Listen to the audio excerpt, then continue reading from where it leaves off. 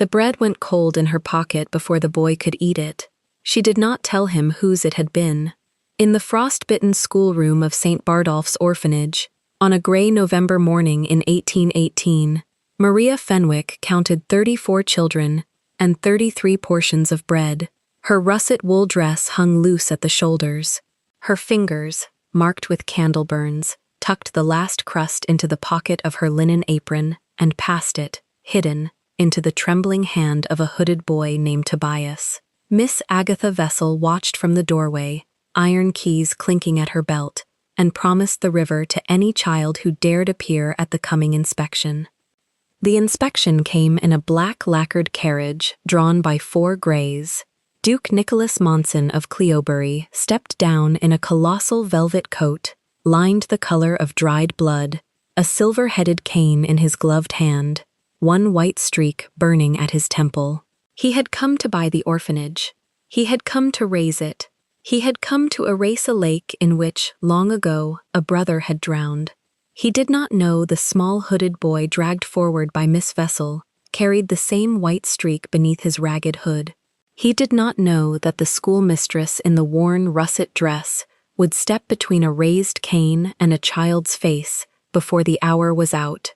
But what happened when that hood fell away in the schoolroom that morning? Before the story begins, comment down below where you are watching from and what time it is there. If stories of justice, dignity, and love that arrives against all odds move you, leave a like, be sure to subscribe to the channel, and click join to become a member and help our channel. November of 1818 pressed itself against the windows of St. Bardolph's orphanage like a debt collector who already owned the house. Frost had climbed the lower panes in slow feathers overnight, and the panes themselves had not been cleaned in 3 winters. Beyond them, the town of Cleobury lay under a gray sky the color of old pewter, its chimneys releasing thin apologies of smoke. Inside the schoolroom, Maria Fenwick stood at the front of a long, unheated hall and taught 34 children how to read. She wore a russet gown of worn wool that had been let out twice at the seams, a plain linen apron tied close at the waist, and a dark shawl drawn tight across her shoulders. Her boots were cracked at the toe.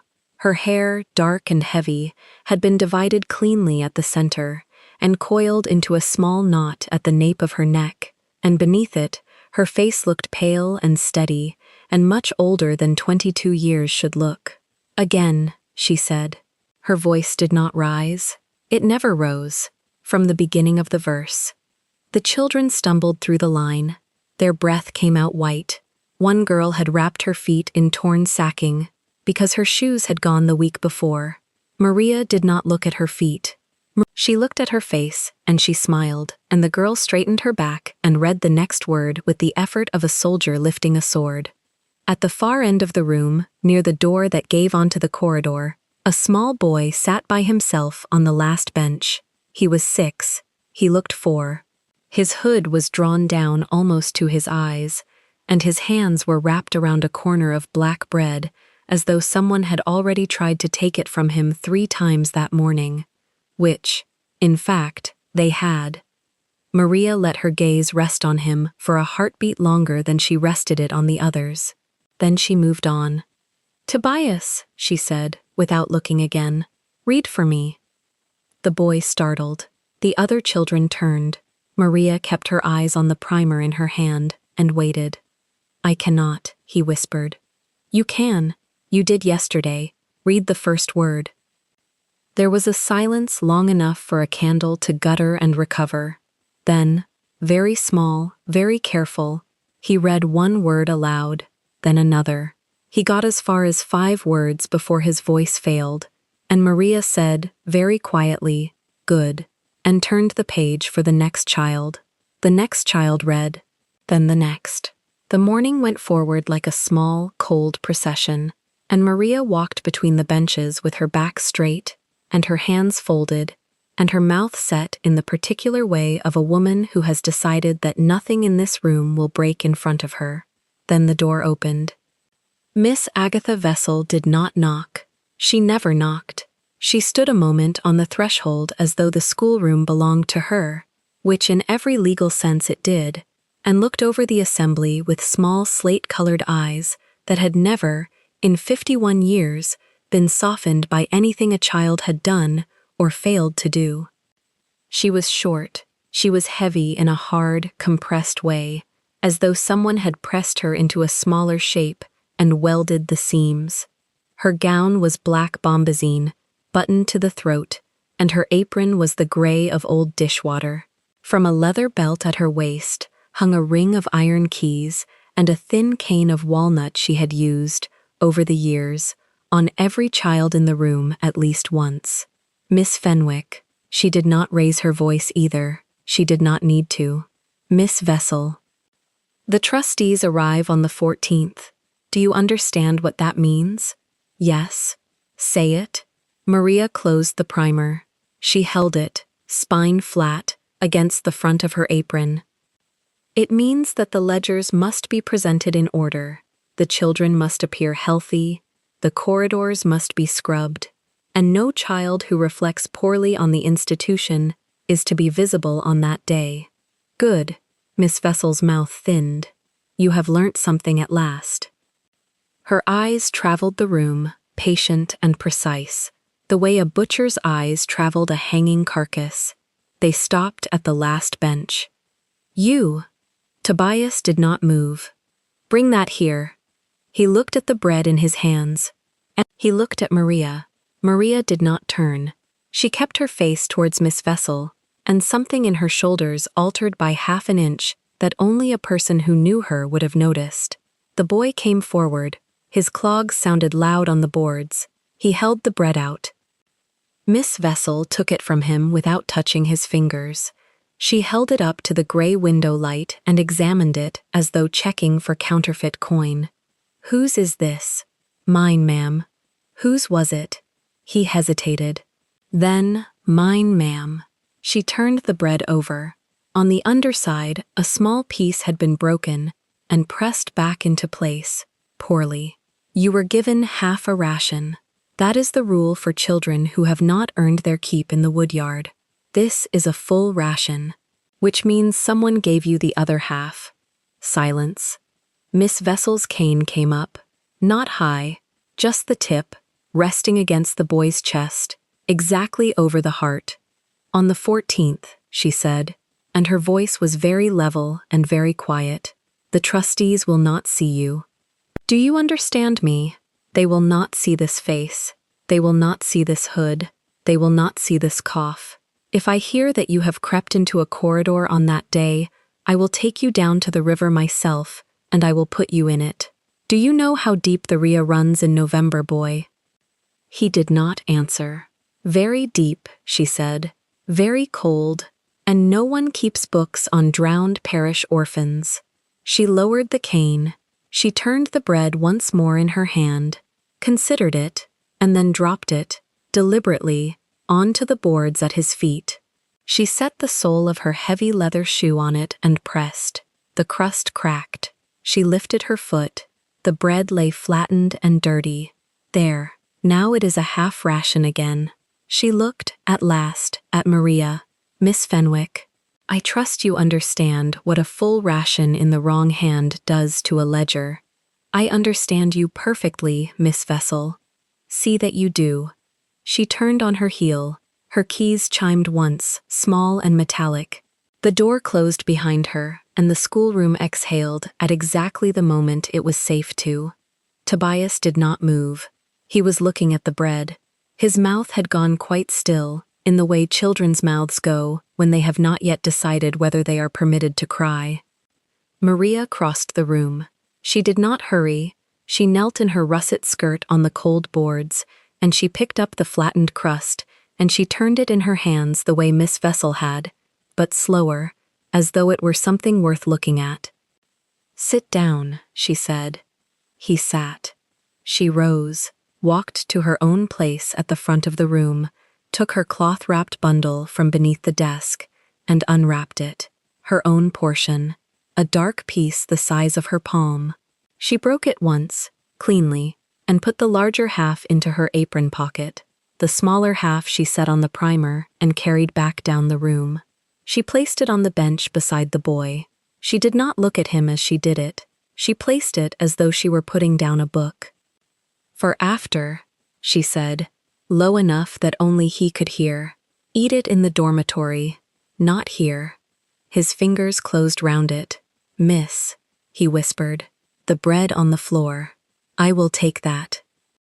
"But it is mine now." She smiled at him then, the small, careful smile she used with the ones who flinched.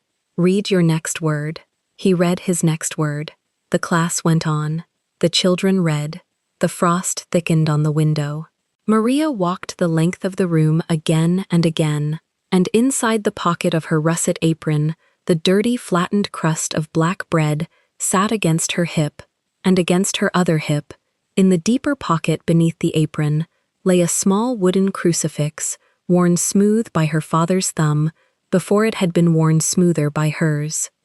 She thought of her father precisely twice that morning, once when a boy in the second row coughed the way he had coughed, and once when she took the dirty crust from her pocket at the mid-morning break, went to the yard, and ate it standing in the cold beside the pump so that no one, not even Tobias, would see her do it. She chewed slowly. She swallowed. She rinsed her mouth with pump water so cold it made her teeth ache, and she went back inside. The morning broke into forenoon. The forenoon lengthened. Miss Vessel did not come again, and for that small mercy Maria was almost grateful. At noon, the children were released to the refectory, where they would be given thin porridge and a quarter herring each, and Maria remained behind to bank the small fire that gave the schoolroom the illusion of warmth. She knelt at the grate. She stirred the ashes. She fed in a single length of split beech that would have to last until 3. The flame took, unwillingly. She sat back on her heels and looked at it. 3 years ago, there had been a house, a vicarage, a garden with a russet apple tree, and a bench under it, and her father's coat over her shoulders on evenings when he read aloud from Cowper, and pretended not to notice that she was falling asleep. 3 years ago, there had been bread that was warm at the middle and not marked with any woman's heel. 3 years ago, there had been a name to her that meant a family and a parish, and a small circle of people who knew that the Reverend's daughter had a fine reading voice and a temper she kept on a short lead. Then a fever had come through Cleobury and taken the Reverend and his wife inside 11 days of each other, and the living had gone to a cousin with a wife who had no use for a stepdaughter of 22, and Maria had learnt within a fortnight what the world did with a gentlewoman without money. The world had offered her Miss Vessel. She had accepted because the alternative was worse, and because 34 children in an unheated schoolroom needed someone to hold their eyes when they read. She had not cried when she signed the papers. She had not cried when she folded her mother's good muslin into the parish poor chest because it was too fine for St. Bardolph's. She had not cried on the first night when she found that the mattress in her narrow attic had a stain the size of a hand and smelled faintly of vinegar, or on the second, when she understood what the stain had been. She had cried, once, in the 3rd week, when she saw Miss Vessel strike a 5-year-old across the mouth for spilling milk. She had cried in the pantry, alone, with her fist in her teeth so that no sound went through the door. Then she had washed her face at the pump. Then she had gone back into the corridor and taken the 5-year-old's hand and led her upstairs, and she had never cried at St. Bardolph's again. The fire in the grate steadied. Maria rose. She smoothed her russet skirt where her knees had pressed into it, tucked a loose strand of dark hair behind her ear, and went to the window. Cleobury lay under its pewter sky.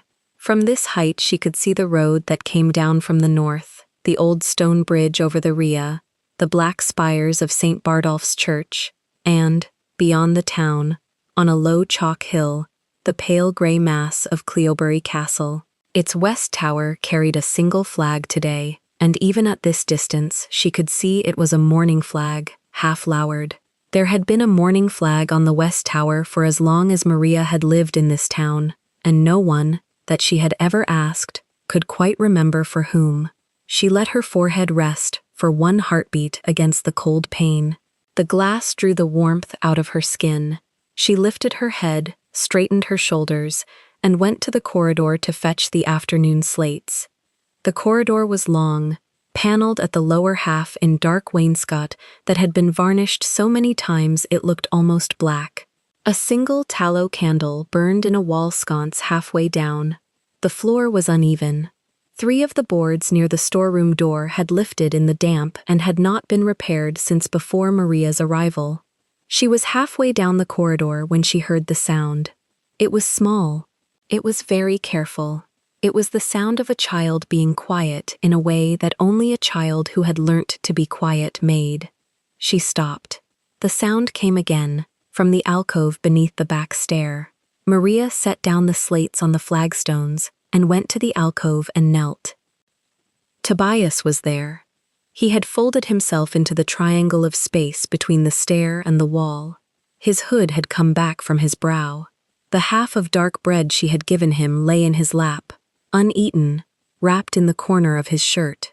His arms were wrapped round his knees, and his eyes, in the candlelight, were an extraordinary color Maria had never quite noticed before, because she had been careful, until now, not to look too long at any of them.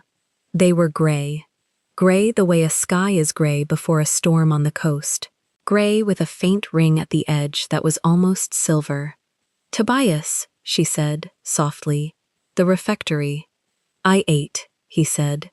It was a lie so bad it was almost a confession. "You ate none of it." He looked at the bread in his lap. "I wanted to save it." For when? For when she comes for it. Maria did not answer at once. She reached out, very slowly, and took the hood of his cloak between her thumb and forefinger, and she drew it back a little further so that the tallow light fell on his forehead. Above his right brow, above the delicate hollow of his temple, a thick streak of pure white ran through the coal black of his hair. She had seen it before, in glimpses, when the hood slipped. She had understood, without understanding, that this was why Miss Vessel kept the hood on him. A mark. A visible mark. Something a trustee might notice. Something that had, at some time in this small, terrible life, drawn the wrong sort of attention. She let the hood fall back into place. "Listen to me." She kept her voice at the pitch she used for the primer. "Eat the bread, now, in this alcove, where no one will see. Then you will go to the dormitory and you will lie down and you will sleep. And if she comes for you, you will say that Miss Fenwick sent you to fetch the slates, and that Miss Fenwick will vouch for it. Do you understand?" He nodded. "Say it back to me." "Miss Fenwick sent me. Miss Fenwick will vouch." "Good." She stood. She smoothed her apron. She began to turn away, and then she stopped, and looked down at him again, and did a thing she had not done for any child in this house. She put her hand, very briefly, on the top of his hooded head. "Eat," she said. She left him in the alcove. She picked up the slates. She walked the rest of the corridor with the slates against her hip, and she felt, quite distinctly, the shape of the wooden crucifix in her other pocket press against her thigh at each step. She thought, without meaning to think it, "He cannot survive the 14th, she thought, "nor can he survive the 15th, or the 16th, or any winter Thursday of any winter month that Miss Vessel decides to make an example of him." She thought, then, of the river. She stopped in the middle of the corridor. She stood with the slates against her hip, and she looked at the black wainscot, and she made herself think it through to the end, the way she had made herself think through the folding of her mother's muslin and the signing of the papers. If she went to the constable's wife took her linen from St. Bardolph's laundry at a favor. If she went to the magistrate was Captain Cordell Edgecombe, whose red coat she had seen twice at Miss Vessel's parlor door. If she went to the vicar was the cousin who had taken her father's living. If she went to the trustees on the 14th and spoke plainly, Miss Vessel would have her discharged before dark, and the boy would be in the river before dark, and no one in Cleobury would raise the question of a parish orphan of 6, who had, after all, been consumptive and small, and unlikely to see the spring. There was no one in Cleobury to whom she could go about Tobias. There was, perhaps, one place beyond Cleobury. Her mother had once had a cousin married into a Shropshire parish, 30 miles east, a small living, a rectory with a garden. The cousin had written twice after the funeral, and then had not written again. Maria had drafted a letter to her in September, and had burnt it in the kitchen grate before the ink had dried, because a letter posted from St. Bardolph's went through Miss Vessel's hand, and Miss Vessel opened every seal in the house on principle. To write to the cousin, she would have to walk into the town herself, hand the letter to the postboy at the coaching inn, and pay the postage from wages she had not been given since the feast of St. Michael. She would do it, she thought, before Advent.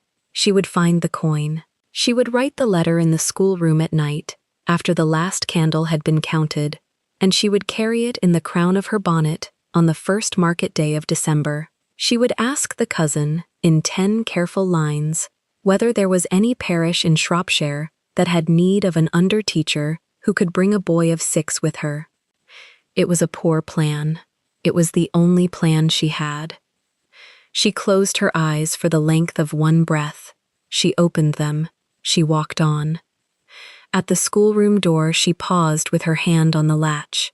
Through the window at the far end of the corridor, the gray afternoon light had shifted. Something on the north road had changed the light. She turned her head and looked. A carriage was coming down from the chalk hill. It was black. It was drawn by 4 black horses. It carried, on the door panel, in gold that even at this distance caught what little sun there was, a small device she could not yet read. A crest. 2 figures beside the crest, she thought, at that distance, an animal and a tower. She could not be certain. The carriage was moving at a pace that was not the pace of a social call. She watched it a moment longer. It turned at the bridge. It took the lower road. It came, without hesitation, towards the gate of St. Bardolph's. Maria set her hand more firmly on the latch. She did not, precisely, know why the small hairs at the back of her neck had lifted. She knew only that the flag on the west tower of Cleobury Castle had been at half-mast for as long as she had lived in this town, and that a black carriage with 4 black horses did not come down that hill in November unless something had moved inside the great grey house that had not moved in a very long time. Behind her, at the far end of the corridor, in the alcove beneath the back stair, a 6-year-old boy with a white streak in his hair was, at that moment, eating half a piece of dark bread in complete silence. Maria opened the schoolroom door. She set the slates on her desk. She went back to the window and stood with her hands folded in the small of her back and watched the black carriage come. It did not slow at the outer gate. It swept through, and the porter, who had not been paid in 6 weeks and had not been sober since Michaelmas, staggered from his hut with his cap in his hand and did not, when the carriage passed him, receive so much as a glance from the coachman. It drew up in the yard beneath her window. The horses stood. Their breath rose in 4 thick white plumes. The coachman did not descend. A groom, who had been running behind the wheels for the last 50 yards, reached the door, opened it, and folded down the step. A gloved hand came out first. Black leather, then a boot, then a long, dark coat of black velvet, lined at the collar with something that flashed a deep wine color against the gray afternoon. A man stepped down into the yard of St. Bardolph's. He was tall. He was very tall. He wore, beneath the velvet coat, a black superfine coat and a waistcoat of charcoal silk that carried, in silver thread, a device Maria could not read from her window. His cravat was white and precisely tied. In his right hand, he carried a walking stick of black ebony with a silver pommel. On the smallest finger of his right hand, over the leather of his glove, a heavy gold ring caught the light. He lifted his head. He looked, quite deliberately, at the front of the house. His face was hard. His jaw was hard. There was a fine, pale line at the point of his chin that Maria, at that distance, took for a scar. His hair was thick and very black, brushed back from a high brow, and on the left temple, ran a single, thick, unmistakable streak of pure white. Maria's hand tightened on the sill. The man in the black coat stood a moment longer in the yard, considering the door of St. Bardolph's the way a surveyor considered a wall that had already been condemned. He nodded, once, to no one visible. He set the tip of his ebony stick against the flagstone. He walked towards the door. Behind Maria, at the far end of the corridor, the small, careful sound of a 6-year-old boy eating bread in an alcove had stopped. He had heard the carriage, too. He had heard the boots.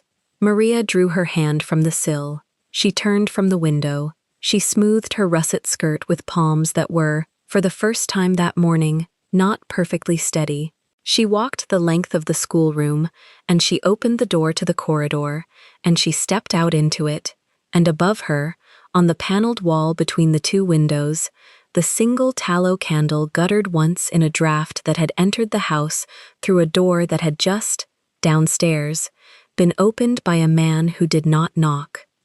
From the alcove beneath the back stair, very quietly, Tobias whispered her name. Maria did not turn to him. She was already listening to the boots on the flagstones below. The boots came in threes. One pair struck the stone with the careless weight of a man who owned the ground beneath him. The second was lighter, apologetic. The third was Miss Vessel herself, hurrying to arrive at her own doorway before the guest could. Maria counted the steps the way she counted feverish breaths at night. She lowered the needle to the sill, threaded it once through the hem of her apron so she would not lose it, and turned only when the schoolroom door was thrown wide without a knock. Miss Vessel entered first, breathless. Her cap was crooked. The small vanity of that undone ribbon told Maria more than the woman's face ever had. "Girls to the wall," Miss Vessel hissed. "Boys to the hearth, hands out of pockets, chins down." The 34 children moved without sound. They had been drilled for this pantomime 100 times without ever meeting the audience it pretended to greet. Maria stepped between the smallest ones and the door. Tobias slid behind her skirt so smoothly that no one saw him move, and the small, warm weight of him against the back of her knee steadied her more than the wall at her back. The Duke of Cleobury filled the doorway before he entered it. His overcoat of black velvet was still hooked at his throat, snow melting on the collar in small, unhurried drops. The single white streak at his left temple caught the poor light and gave it back doubled. He looked at the room the way a surveyor looks at a marsh. Behind him came Mr. Horatio Greville, ink on his fingers, a leather satchel pressed to his ribs. His eyes found Maria at once and lingered a breath too long, then slid away. "Miss Vessel," the Duke said. 2 words. He had not raised his voice.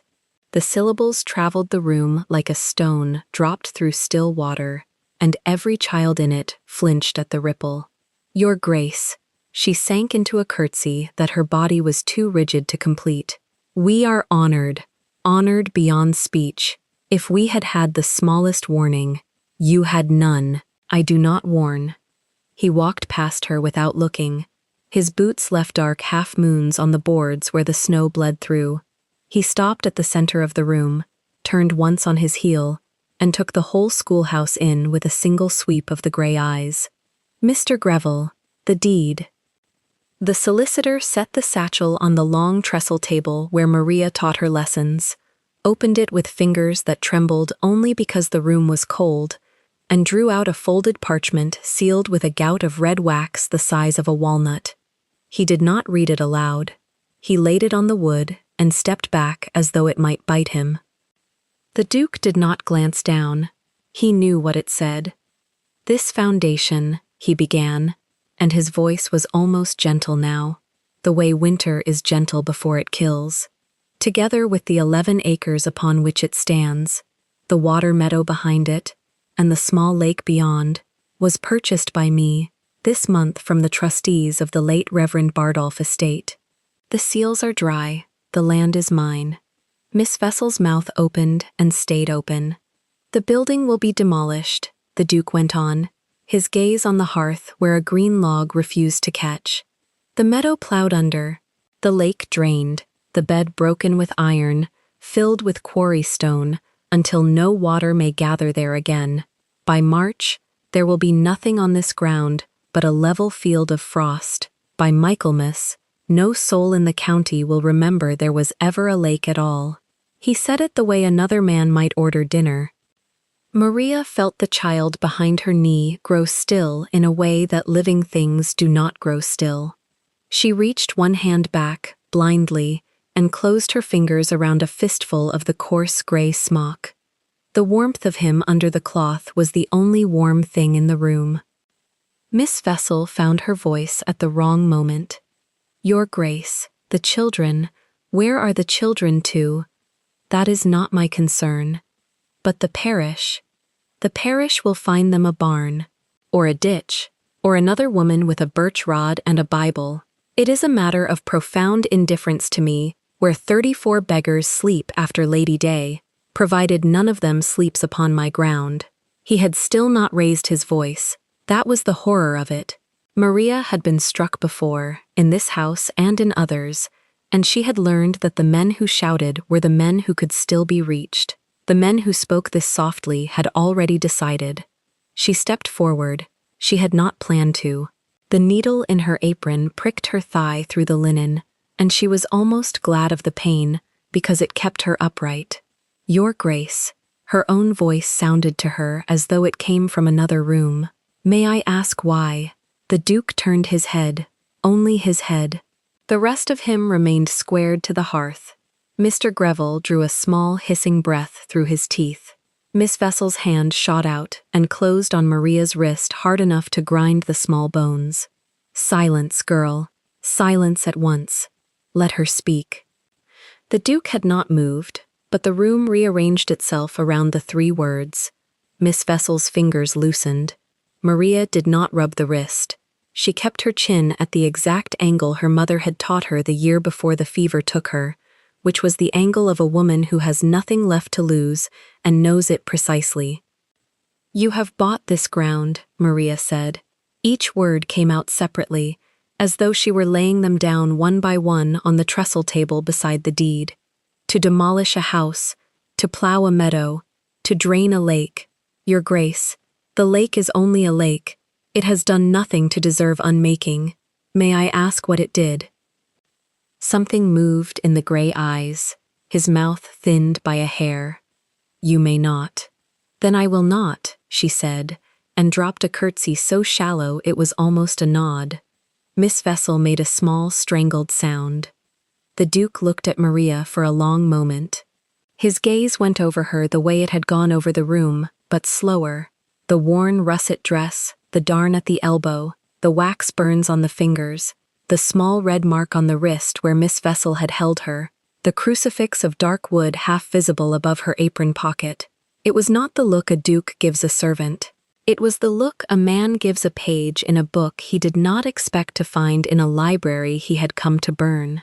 Then his eyes moved past her, to the smock at her back, to the small clenched fist in the cloth, to the hem of a small gray garment showing where Tobias had failed to hide his foot. "Who is that?" Maria's blood dropped from her face into her shoes. Miss Vessel was faster.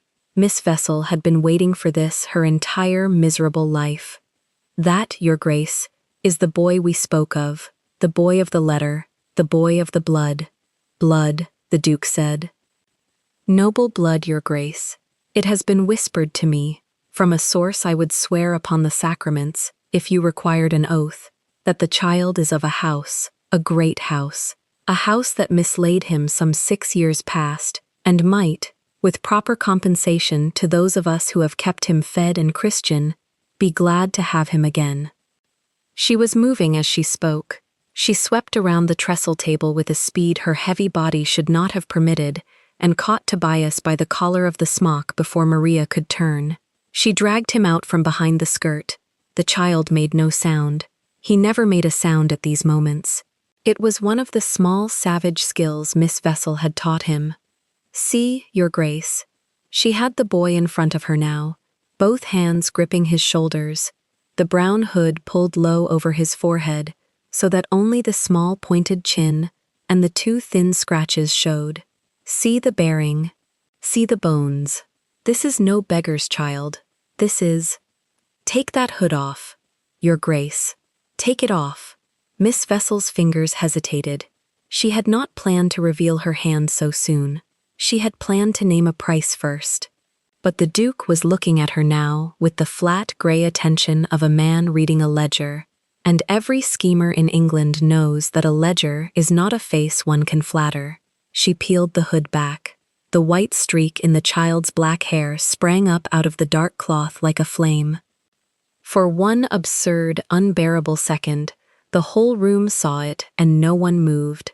The green log on the hearth chose that moment to catch, and a small pop of resin filled the silence. Maria looked at the Duke's temple. She looked at the child's forehead.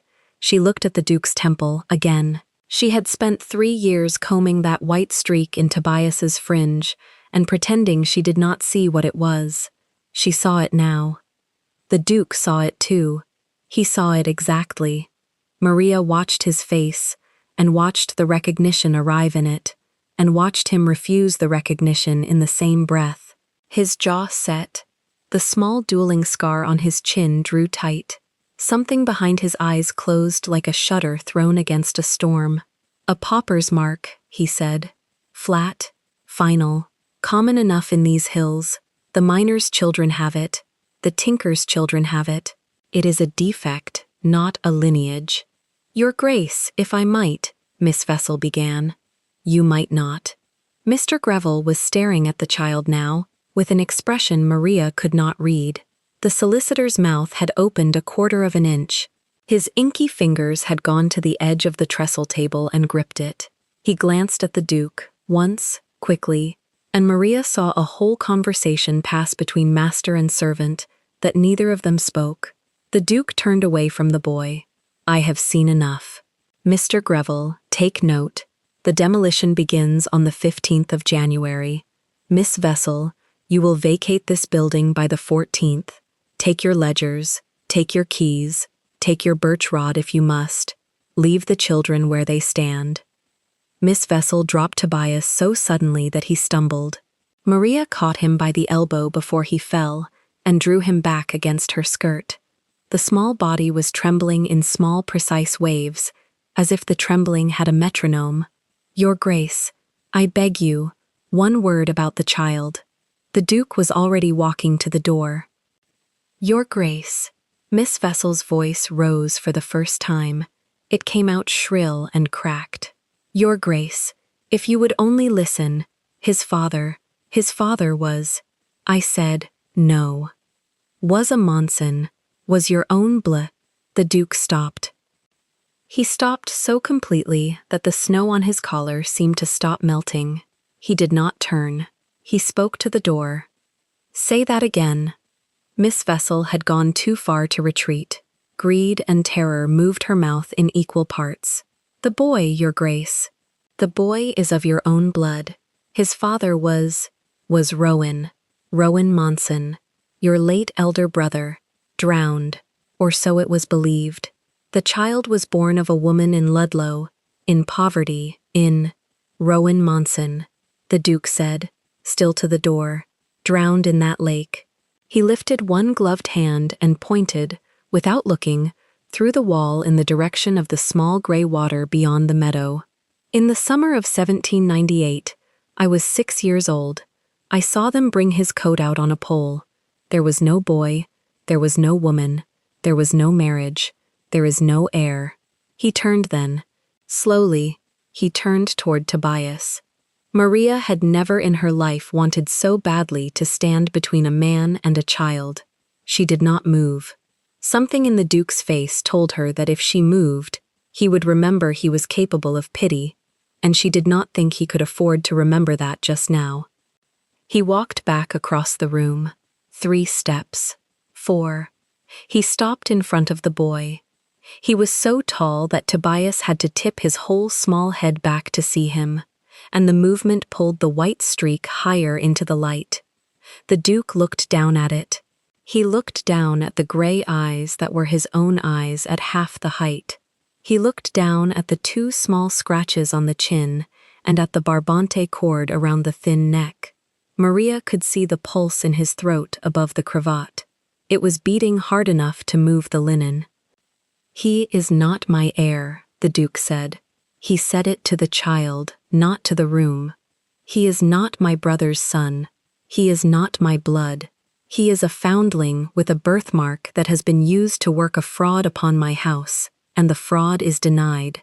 Do you understand me, boy?" Tobias did not answer. He would not have known how. The Duke straightened. His voice went out to Miss Vessel like a whip laid across a table. "He is not my heir. Take that filth out of my sight before I burn this place today." Miss Vessel moved at once. She was almost grateful. She lunged for the boy's shoulder, and Maria stepped, without thought, between them. "No." The word came out of her mouth before she had approved of it. It hung in the schoolroom cold and small and absolute.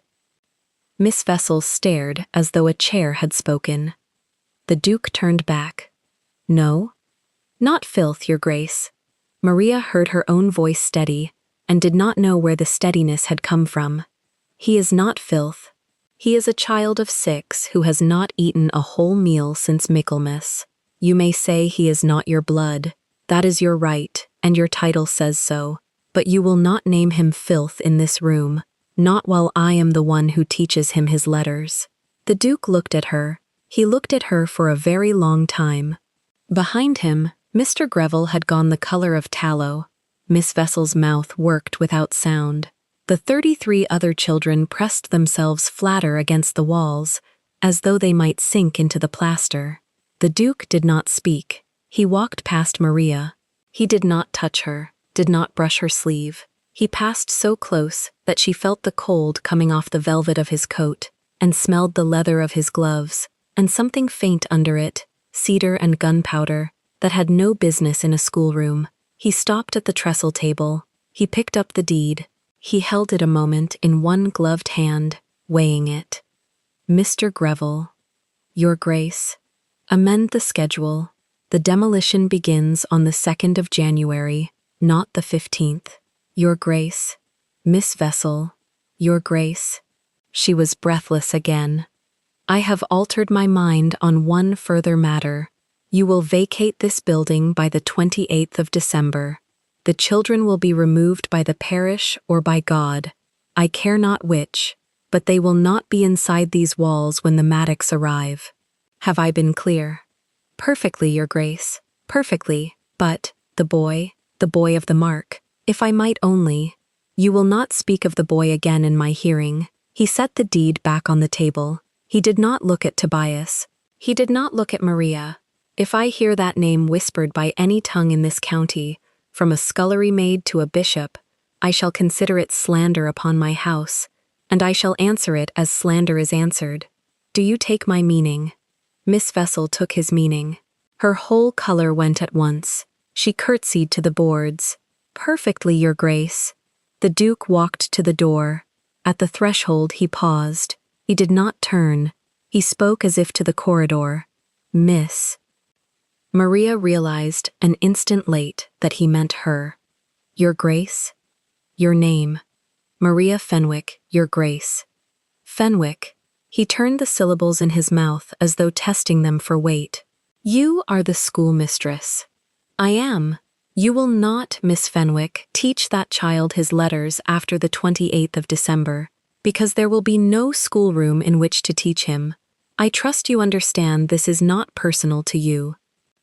"I understand it perfectly, Your Grace." "Good." He went out. Mr. Greville followed, satchel to his ribs, casting one backward look at the child on his way. The look was the same one he had given Maria at the door, a fraction of a second too long. Then the boots were in the corridor again, 3 sets going away, and the schoolroom was left with its green log and its 34 children and the fold of parchment on the trestle table with the red wax the size of a walnut. Miss Vessel stood very still for the space of 10 heartbeats. Then she turned upon Maria. She did not strike her. She did not need to. She smiled.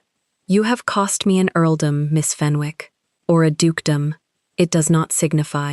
You have cost me, and what you have cost me, I shall exact from you, and from that mongrel at your skirt, in coin I choose.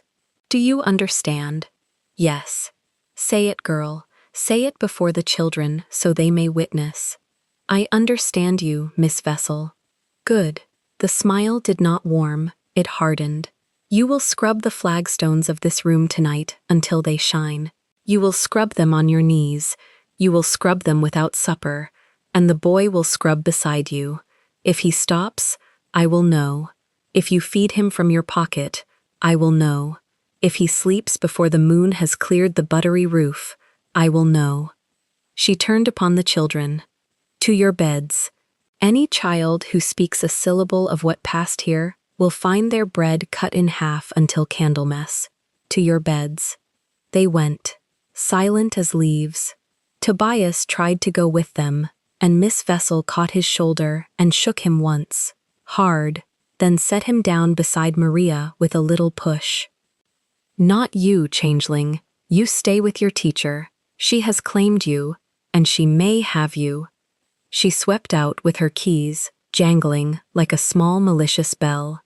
The door closed. The green log popped again. Maria did not move for a long moment. She stood with her hand on the top of Tobias's head, feeling the 2 thick locks of hair, the black and the white, under her fingers, and she thought quite clearly, for the first time since the Duke had spoken, he knew. He knew what he was looking at, and he denied it, and I saw him deny it, and I will remember that I saw him. She knelt down. "Show me your hand." He held it out. The knuckles were skinned from a fall in the yard that morning. She dipped the corner of her apron in the water pitcher and wiped the small crust of blood off them. Her own hand was shaking. His was not. He watched her face the way small hunted animals watch a lantern, without hope, without complaint, simply watching. "Did you understand what was said, Tobias?" He nodded once. "Tell me what you understood." He said I was not. "Not what?" "Not?" She waited. "Not," he said again, and could not find the second word, and Maria decided that she would not make him find it. "Listen to me." She kept her voice under the fire's crackle. "The gentleman who was here is a very great gentleman, and a very angry one, and today he was angry at old things that had nothing to do with you. He looked at you, and he saw a ghost. When men see ghosts, they say cruel words to make the ghosts go away. He did not know he was speaking to a boy. He knew." She looked up sharply. He had said it flat and certain, without heat. "How do you know that, Tobias?" His face. She had no answer for that. She smoothed the fringe back from his forehead. The white streak stood up against her fingers. She had spent 3 years combing it flat. She saw now that she had been combing it flat for the wrong reason. She had been combing it flat because Miss Vessel would beat him if it showed. She had never asked herself why Miss Vessel had cared. She understood, kneeling on the cold flags with the child's cold hand in hers, that Miss Vessel had always known. Miss Vessel had been feeding this bird in secret for 6 years, waiting for a market day. Today had been market day, and Miss Vessel had walked into it with the greed of a hungry woman and been sent home without so much as a farthing. She would be reckoning her losses now upstairs, and the reckoning would be paid out of the smallest bodies in this house. Maria's mind moved with a cold clarity she had not known it possessed. She rose. She went to the trestle table. She looked down at the deed with its walnut of red wax. She did not touch it. She turned to the hearth and took the poker and drove the green log deeper into the fire until it caught properly and threw a real heat into the room. She fetched the pail, she fetched the brush, she set them on the flags at Tobias's feet. "We shall scrub," she said. "We shall scrub thoroughly. We shall scrub until Miss Vessel is satisfied, and then we shall scrub a little longer so that she may congratulate herself. And while we scrub, I shall tell you the names of the kings of England in order, because I have not yet taught you the Plantagenets, and I do not intend to leave that undone before the 28th of December. Do you understand me?" He nodded. He had begun, very quietly, to cry. It was the first sound he had made since the Duke came in. "Do not," she said, and her own eyes stung. "Do not, Tobias. Not yet. We have flagstones to do first, kings after, weeping after that, in that order." They scrubbed. She said William the Conqueror, and William Rufus, and Henry the First, and he mouthed the names after her without breath. Outside in the yard, the carriage stood a long time, horses stamping. She did not permit herself to go to the window. She said, quite steadily, "Stephen of Blois," who was not really a king so much as a quarrel, and Tobias, on his knees beside her, whispered, "Stephen," and the water in the pail turned gray, and then black. At length the carriage moved. She heard the wheels take the frost with a long, dry crunch, and then the sound of them was going, and then it was gone. She sat back on her heels. She let out one breath she had not known she was holding. She looked down at the boy beside her, at the 2 locks of hair, black and white, wet at the temples now with the sweat of his fright, and she made him a promise she did not speak aloud, because she had learned early that promises spoken aloud in this house were promises Miss Vessel would find a way to break. She promised him that whatever came, in the next month, or the next year, or the next life, she would not let go of his hand. Above them, in the corridor over the schoolroom, a key turned in a lock. Miss Vessel had shut herself into her chamber to write a letter. The scratch of the nib on paper carried faintly down through the boards. Maria heard it and did not lift her head. She only tightened her grip on the brush. Somewhere between the orphanage and the castle, in the swaying dark of the ducal carriage, Nicholas Monson at last took his hand from his mouth. He looked at Mr. Greville. The solicitor looked back at him and did not speak. "Say nothing," the Duke said. "Your Grace, say nothing tonight, Horatio. Say nothing tomorrow. Say nothing until I send for you. If you value the roof over your daughters' heads, you will not have seen what you saw today." Mr. Greville inclined his head. His inky fingers folded together in his lap like men in prayer. The Duke turned his face to the black window. He watched his own reflection ride beside him in the glass. The single white streak at his temple caught the carriage lamp and shone back at him, and he did not look away from it, and he did not, for the length of the ride to Cleobury, close his eyes. In the schoolroom, Maria dipped the brush again and said, "Henry II called Curtmantle, who married Eleanor of Aquitaine and quarreled with a saint," and Tobias whispered, "Henry," and the grey water in the pail went another shade darker, and somewhere in the buttery, a mouse crossed a beam, and outside the small blind window, the meadow ran down toward a lake that had, in the year 1798, taken a boy, and without anyone in this county yet knowing it, given him back. Miss Vessel's pen scratched on. The letter was addressed to Captain Cordell Edgecombe, magistrate of Cleobury, and it began, in a firm bombazine hand, "My dear Captain, an interesting circumstance has arisen this day, which I believe will be of the greatest use to us both." She sealed it with a black wax the size of a thumbnail. She rang the bell. She sent the letter into the snow. The bell had barely stopped shivering in its iron cradle when Miss Agatha Vessel returned to the schoolroom of St. Bardolph's, and she brought the cold in with her. Snow clung to the hem of her black bombazine. Her keys sang once against her hip and then fell silent, as though even iron had learned to be afraid of the sound she made when she walked. The children did not lift their heads from the wooden benches. They knew better. They had learned the arithmetic of survival before they had learned the arithmetic of numbers. Maria Fenwick stood at the front of the room with a chalk stub between two fingers, and she did not turn. She had heard the door. She had heard the hush that always fell like a second door behind the first. She kept her hand moving across the slate, letter after letter, as if the alphabet itself might shield the small boy who sat on the third bench with a bruised cheek and a bowl of gray water he had been told was porridge. Tobias did not eat. He watched Maria's back the way a drowning child watches a rope. "Miss Fenwick," the voice cut the room in two, "you will step aside." Maria set the chalk down. She turned. She folded her hands into the front of her russet apron, the way she had folded them at her father's grave, and she looked Miss Vessel in the face without flinching. "The lesson is not finished, madam. The lesson is finished when I say it is finished." Miss Vessel walked between the benches. Her walnut cane tapped once, twice on the flagstones. Each tap counted a child. Each child grew smaller. When she reached the third bench, she stopped and looked down at Tobias, and her small slate eyes glittered like something wet at the bottom of a well. "Stand up, boy." Tobias stood. His hood had slipped again in the night. His mother had sewn it too loose before she died. He wore the memory of her needle at his throat like a rope. Beneath the frayed brown wool, the thick white streak above his right brow burned in the November light like a coin left out in frost. Miss Vessel raised the cane. She raised it slowly because she wanted the children to see. She wanted the room to remember that she was the room.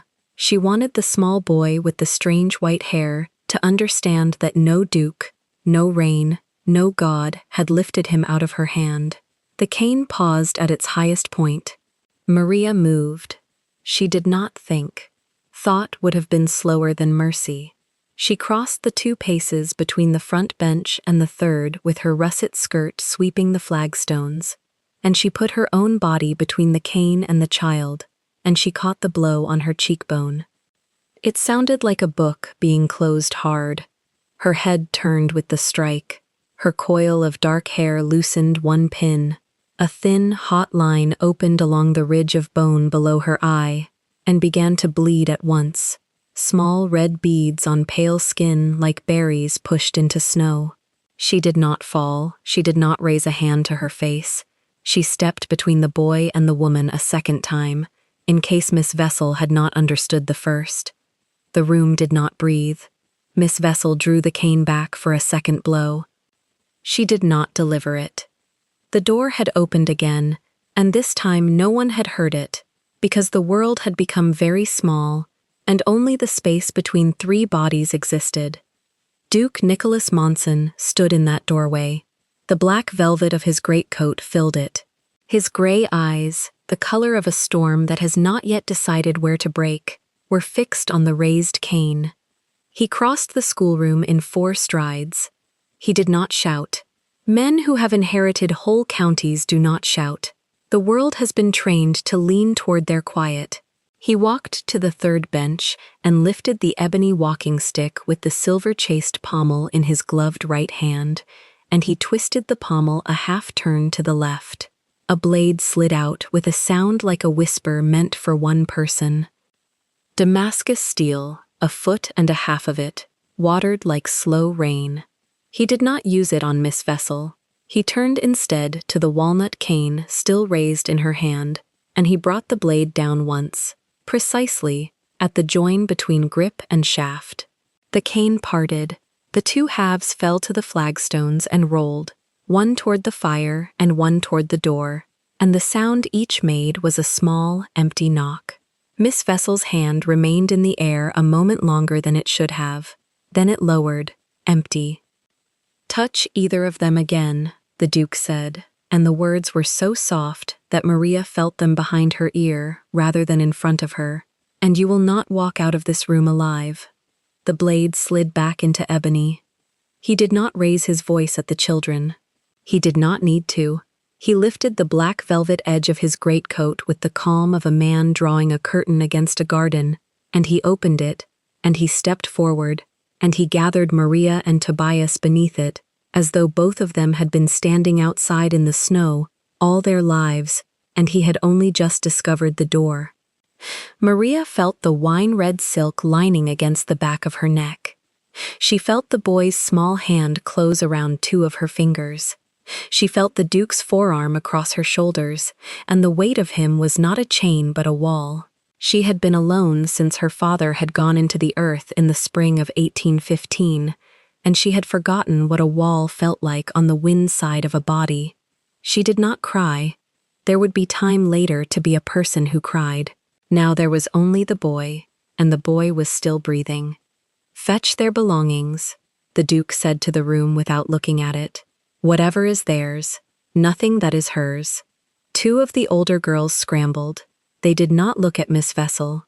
They had learned, in one blow and one blade, that the balance of the parish had shifted, and children who have known hunger know how to read a new map before the ink is dry. They returned with a bundle, Tobias's blue tin cup, a small wooden horse missing one ear, and the length of string around his neck with the rusted key on it. From the tiny room where Maria slept, they brought her father's carved wooden crucifix, a folded shawl, a copy of Cowper's poems, and the black wax seal she had used the night before to close a letter she had not been able to send until the mail cart came. Maria took the crucifix into her hand. The Duke turned once at the door. He did not look at Miss Vessel. He looked at the walnut cane, in its two pieces on the floor, as if to make sure the sum of it was still two. "Mr. Greville will call upon you before nightfall," he said. "You will not leave this building, you will not send a letter, you will not receive a visitor. My footmen will be at your gate within the hour." Miss Vessel found her voice. It was a small, dry, scraping thing, and it hated him at once. "Your Grace has no jurisdiction over the parish appointments of St. Bardolph's. I bought the parish appointments of St. Bardolph's yesterday afternoon," the Duke said. "Your objection is therefore addressed to your employer." He led them out. The snow had thickened while the room had held its breath. The Duke's carriage stood in the yard with its black lacquer panels running white, and the two black horses steamed, as though the cold had been personally offended by them. A footman opened the door without waiting for the order. The Duke lifted Tobias in first, one gloved hand under each small arm, and set him on the seat facing forward. He turned to Maria. He offered his hand. She looked at it for the space of a breath. It was a gloved hand, and it belonged to a duke, and she had a bleeding cut on her cheek, and half the parish would say tomorrow that a woman who took such a hand had already sold something. She placed hers in it. He handed her up. He climbed in after them. The door closed. The horses moved. The orphanage of St. Bardolph's slid backward through the coach window into the snow, and Maria did not look, because she had learned in 1 hour that some houses did not deserve to be looked at twice.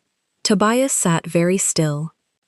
He did not speak, because he had never spoken in the presence of a man in a greatcoat, and his mother had told him once, very quietly, that little boys with white hair should keep their mouths shut when there were castles nearby. Maria pressed the edge of her shawl to her cheek. The blood came away in a small red comma. The Duke reached across without asking and took the shawl from her. He folded it once, precisely. He touched the corner to her cheekbone himself. "You are bleeding on your only good garment," he said. "It is not my only good garment.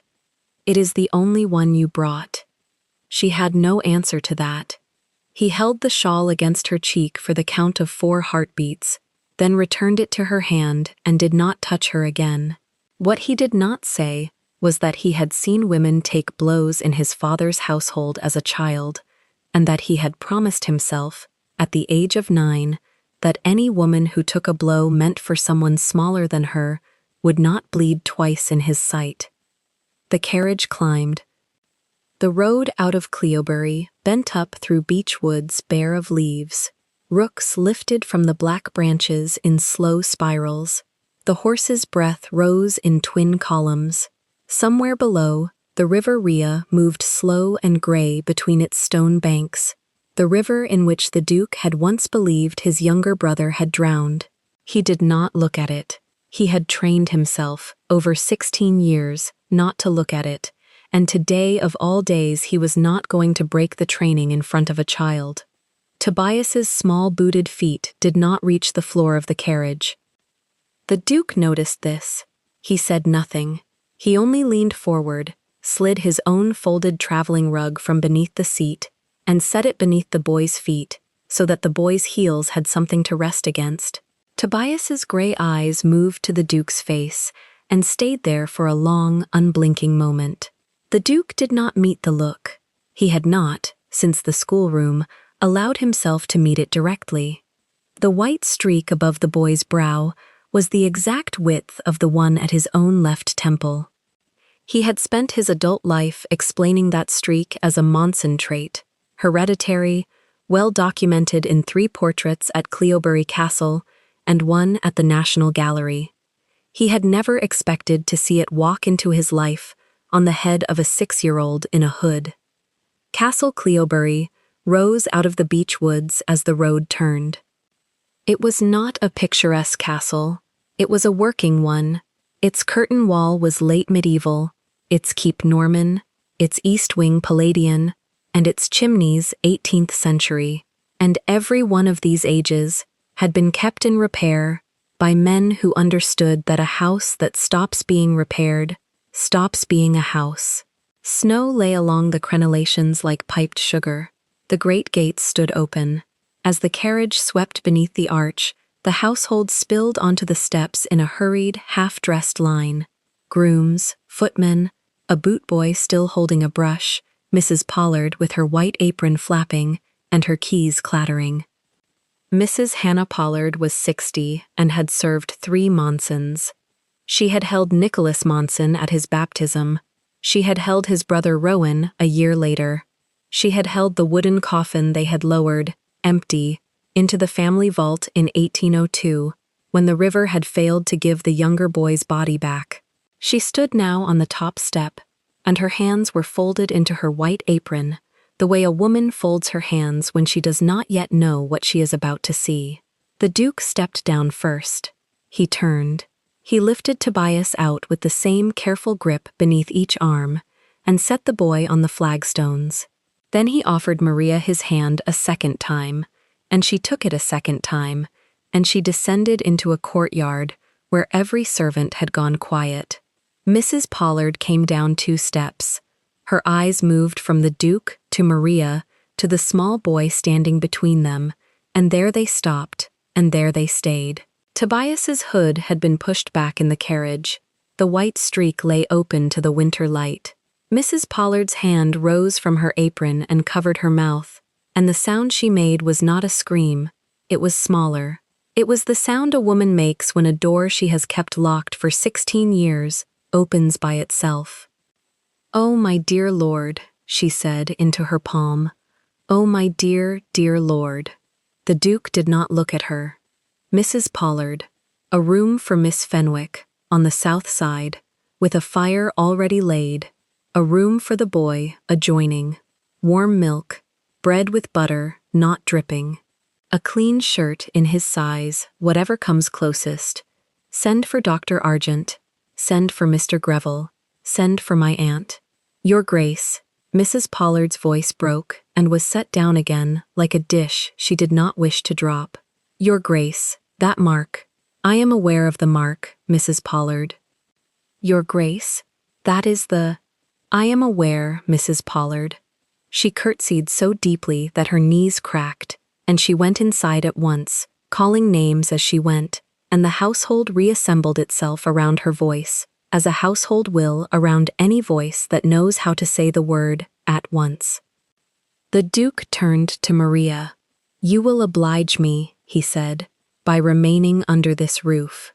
For how long, Your Grace? For as long as that child requires a woman who is willing to step between him and a stick. I am a schoolmistress, sir. I have no place in a household of this kind. You have the only place in a household of this kind that matters. The rest is upholstery." She looked at him. He met her look this time. His gray eyes were not warm. They were not kind. They were, however, entirely present, and Maria had not been looked at with entire presence by any man since her father had bent above her cradle in a candlelit room in Shropshire 22 years earlier. She felt the ground shift under her worn boots. She did not permit her face to shift with it.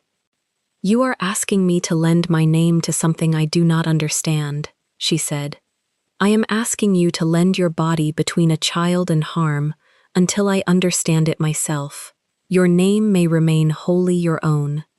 That is not how the world reads it, Your Grace." "Then the world will read it wrong. It has done so before." She did not answer.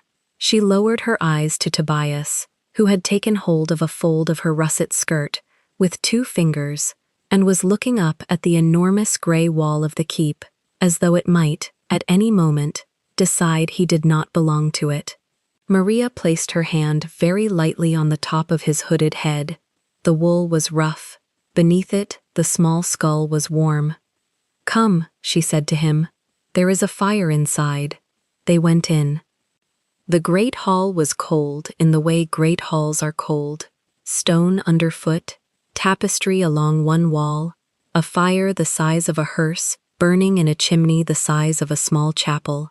Maria felt Tobias flinch at the fire and pulled him gently toward it. His eyes went round. He had never, in his 6 years, been permitted to stand within 10 feet of a fire that was not being used to boil laundry. Mrs. Pollard reappeared with a small ceramic bowl of warm milk with honey stirred in. She knelt. She knelt to the boy, not to the Duke, and she held the bowl out to Tobias with both her old hands cupped beneath it, and she said, in a voice that was not steady, "There, my lamb. It is only milk. It will not bite you." Tobias looked at Maria. Maria nodded. He took the bowl in both hands. He drank. The honey caught in the corner of his mouth. Mrs. Pollard's chin trembled, and she pressed the back of one hand against her lower lip, and the Duke turned very deliberately toward the window, in order to give an old woman the courtesy of not being watched. "Mrs. Pollard," he said to the glass, "the nursery on the 3rd floor. Your Grace, air it, light the fire, have the little bed moved from the blue room, the one with the carved posts." Mrs. Pollard's shoulders stiffened for 1/2 second, then softened. "The one that was." "Yes, at once, Your Grace." She went. Her keys sang down the corridor after her, and the sound was not the same sound Miss Vessel's keys had made. It was a domestic music, a signature, the mark of a woman who kept order, because she loved the people order protected. The Duke turned back to Maria. "You will have an hour to rest," he said. "Mrs. Pollard will bring you hot water. My aunt, Lady Beatrix Anson, will call upon you at 4. She is the only person in this house whose questions you must answer, and even hers you may leave unanswered if they wound you. Is that understood?" "Yes, Your Grace." "You will not be alone with me until I have provided you with a companion of your own choosing from the household. That is a matter of your honor, not mine. Do you understand?" "Yes, Your Grace." "You will call me Cleobury when we are in company, and Monson when we are not. My given name is not for schoolmistresses in the first week." "I had not intended to use it, sir." The corner of his mouth moved for the first time. It was not a smile. It was the ghost of one, the tenant that had lived in his face before 1802, come to the window for a moment to see if the world had changed. It had. He put it away again. "Good," he said. He bowed to her, precisely, as if she had been a countess. Then he bent to the boy. He did not touch him. He crouched on one knee in the middle of his own hall in a coat that had cost the annual wage of a small farm, and he set himself at eye level with the child who wore his brother's white streak on the wrong side of his head. He looked, and for one long moment the fire cracked, and no one in the great hall moved. "You will be safe here," he said, quietly. "I give you my word." Tobias, who had been silent for a month, opened his small mouth for the first time. "Sir," he whispered, "does the lady stay?" The Duke's eyes flicked up to Maria and back. "The lady stays. Then I stay." Nicholas Monson, Duke of Cleobury, who had not knelt to any human being since his own investiture, remained kneeling on the flagstones of his own hall, a heartbeat longer than dignity required. Then he stood.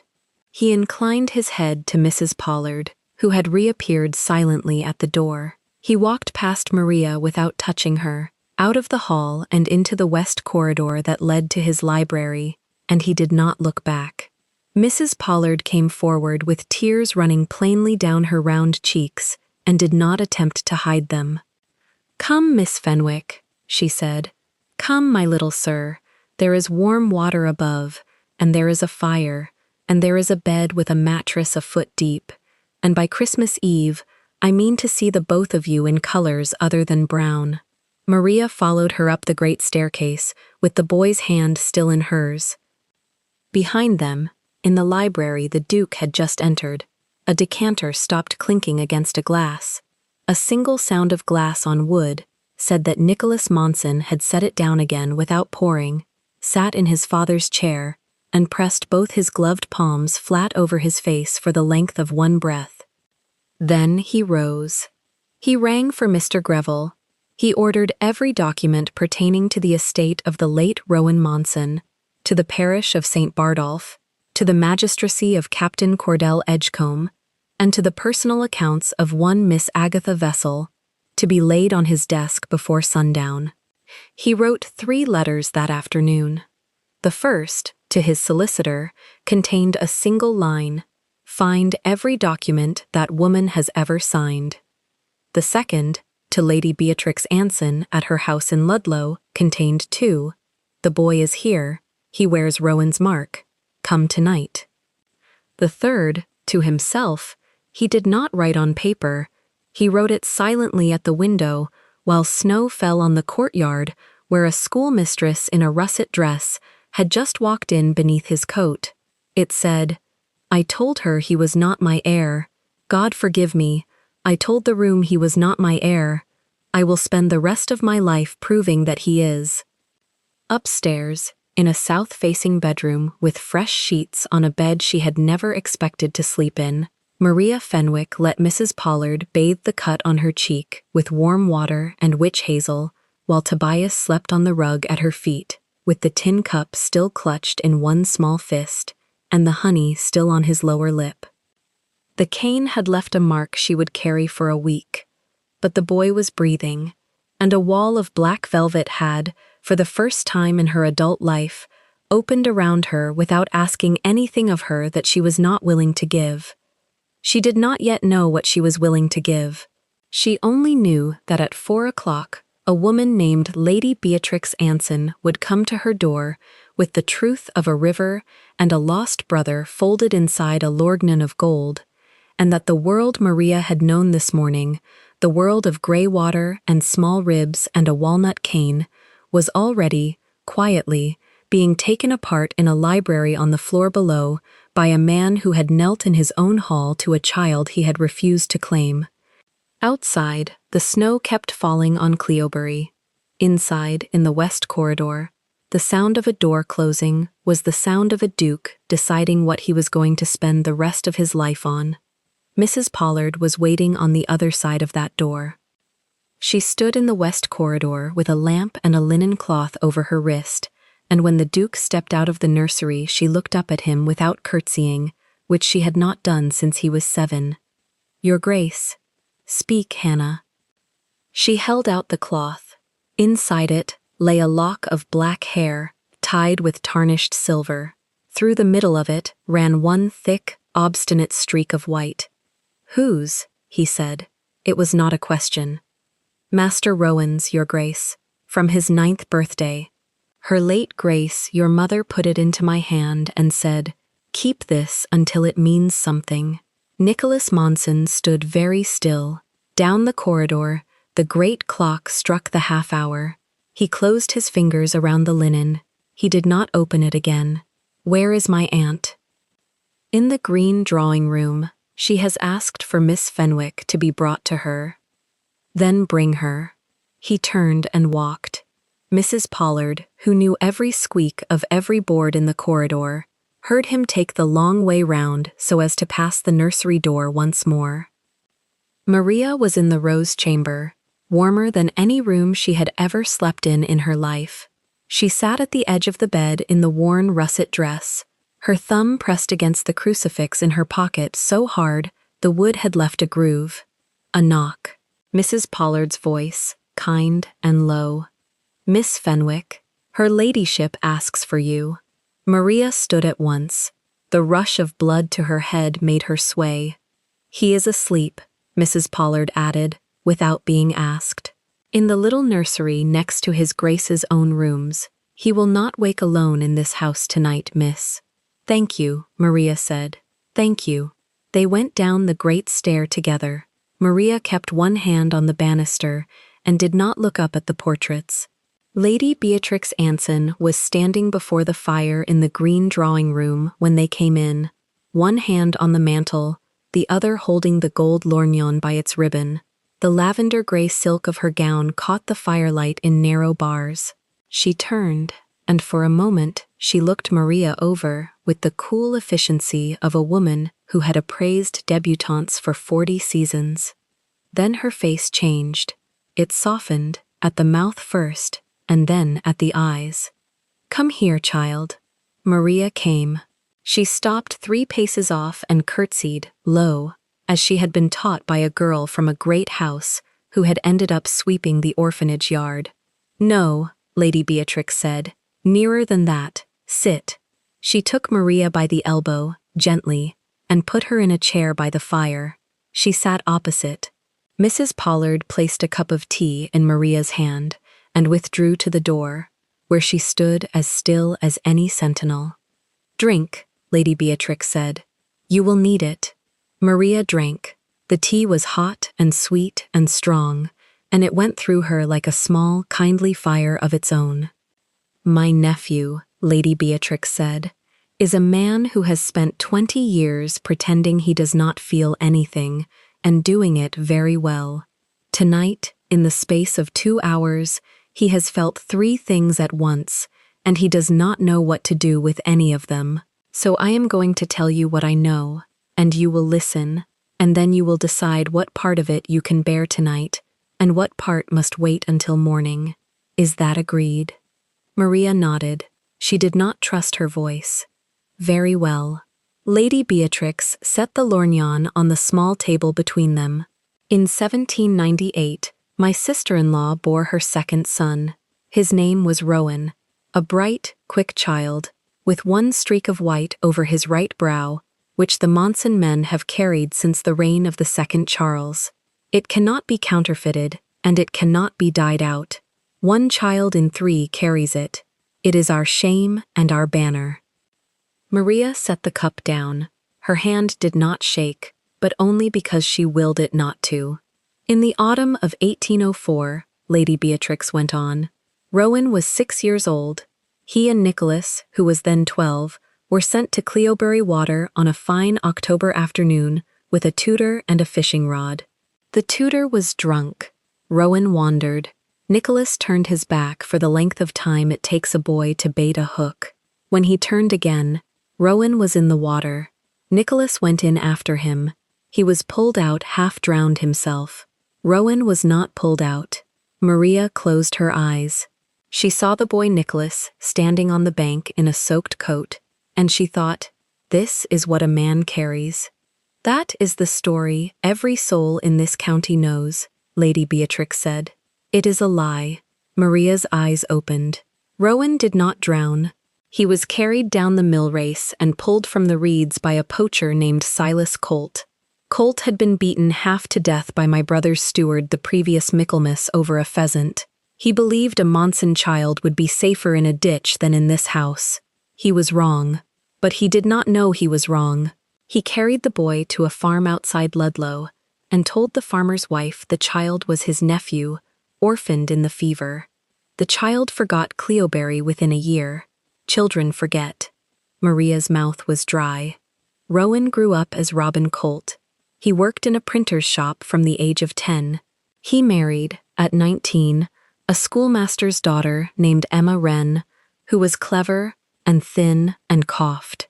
In the spring of 1811, she bore him a son with his father's white streak, and they named him Tobias. In November of 1812, Rowan took a fever and was dead in 6 days. Emma outlived him by 14 months. When she died, she gave a sealed letter to the parson of Ludlow St. Lawrence to be carried, when Tobias was of an age, to the Duke of Cleobury. "The letter," Maria whispered. The letter came. Lady Beatrix's hand tightened on the arm of her chair. "It came 6 months ago, into the hands of Mr. Greville, whom you saw tonight. It contained the certificate of Rowan's marriage in Ludlow parish, the certificate of Tobias's baptism, a lock of the child's hair, and Emma Wren's account, sworn before witnesses, of everything Silas Colt had told her on his own deathbed. And it named the child's guardian, whom Emma had trusted more than any relation of her own. Who, Maria said. She knew. She did not want to know. Miss Agatha Vessel, Lady Beatrix said, who had been Emma Wren's schoolmistress in her girlhood. Emma remembered her, unhappily, as a hard woman, but she believed a hard woman would keep a child alive better than a soft one.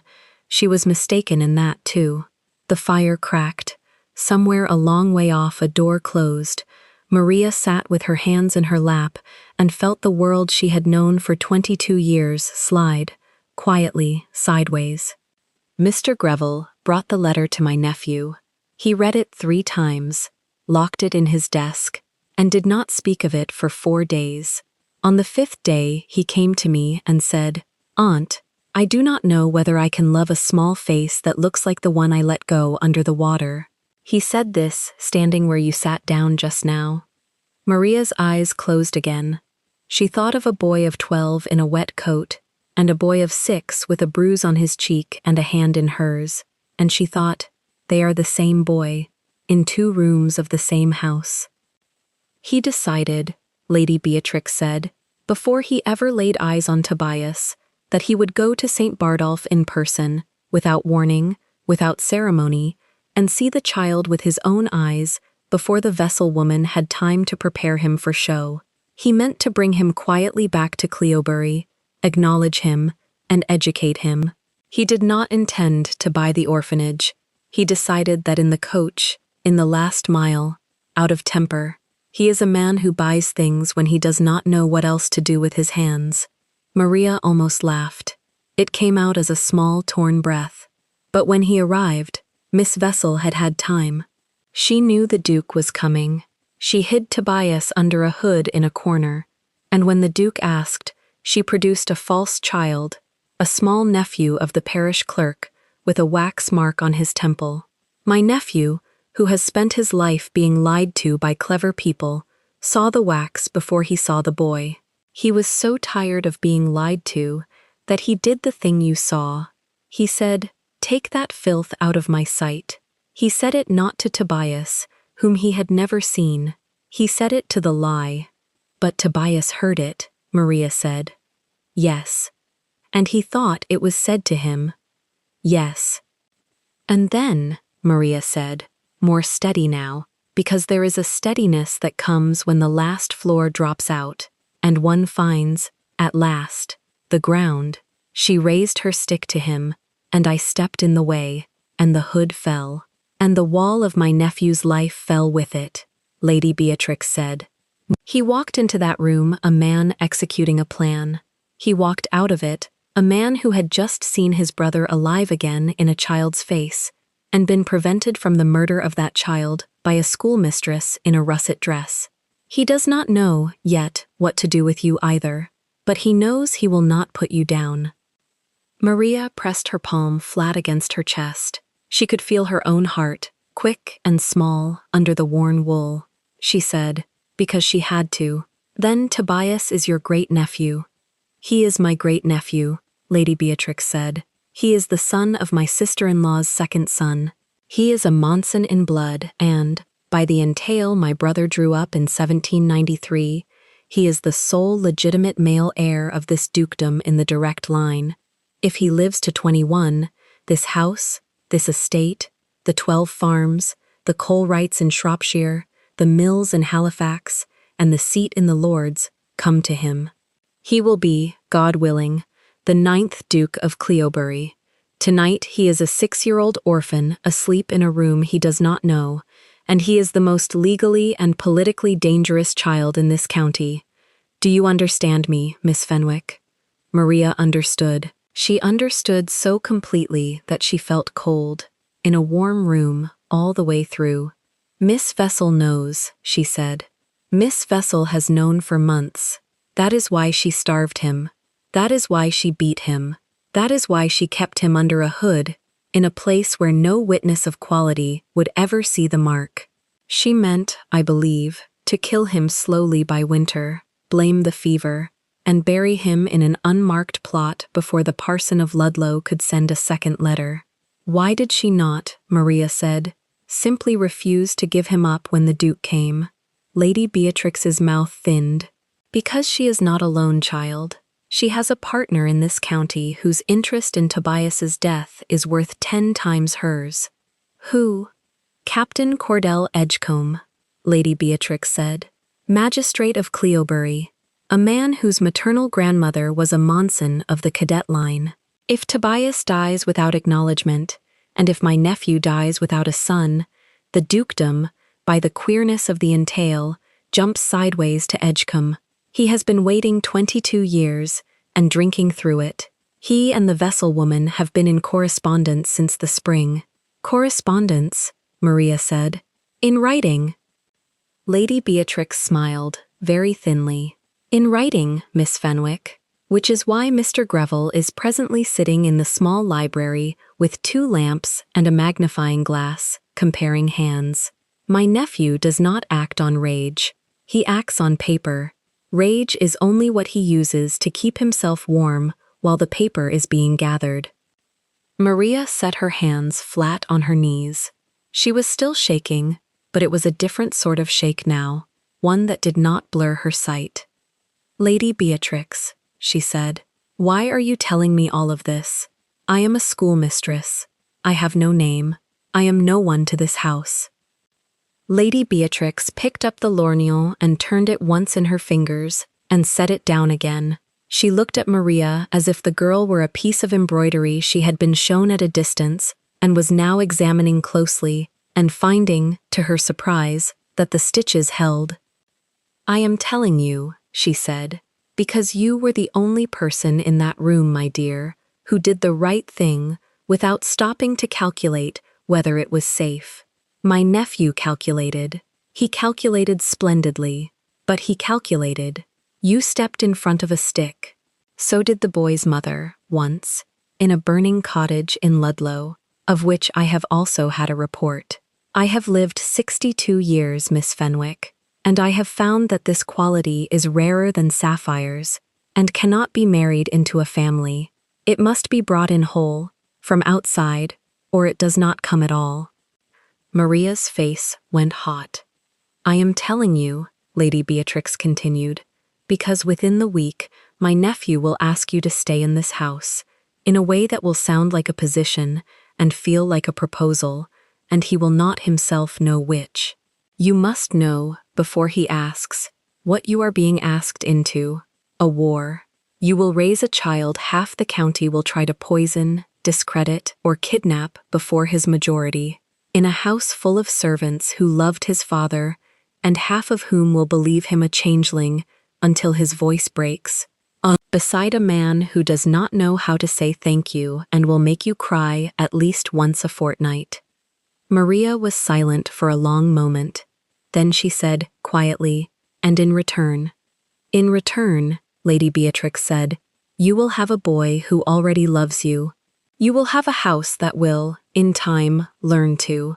You will have my protection, which is not small, and you will have, at the end of your life, the knowledge that you stood between a stick and a child, and did not step back.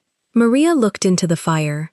She saw, in it, the schoolroom at St. Bardolph, and the crooked line of Tobias's small shoulder as he had bent over his slate. and the way he had said her name in the corridor tonight, softly, so as not to be overheard by any duke. "Yes," she said. "Do not say yes tonight." "I have said it, my lady." "Then say it again in the morning." "I will say it every morning." Lady Beatrix, who had not wept in 40 years, and who had told the Duke so at the very hour her sister-in-law had died, put her hand up to her cheek, as if to check that it was still dry. It was. She lowered the hand and folded it, precisely, over the other. "There is one thing more," she said.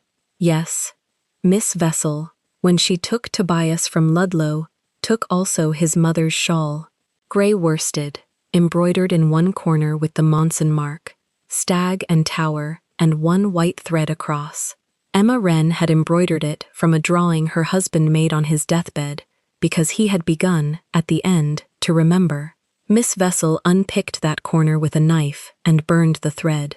She kept the shawl. She uses it now to line the collar of her own winter cloak. Mr. Greville has been to St. Bardolph twice this week on a pretext of accounts. He has seen the collar. That, too, is on paper." Maria's hands, at last, closed, not into fists, into the shape of holding something. "How soon?" she said. "How soon what, my dear? How soon does the Duke move against her?" Lady Beatrix smiled. It was not a kind smile.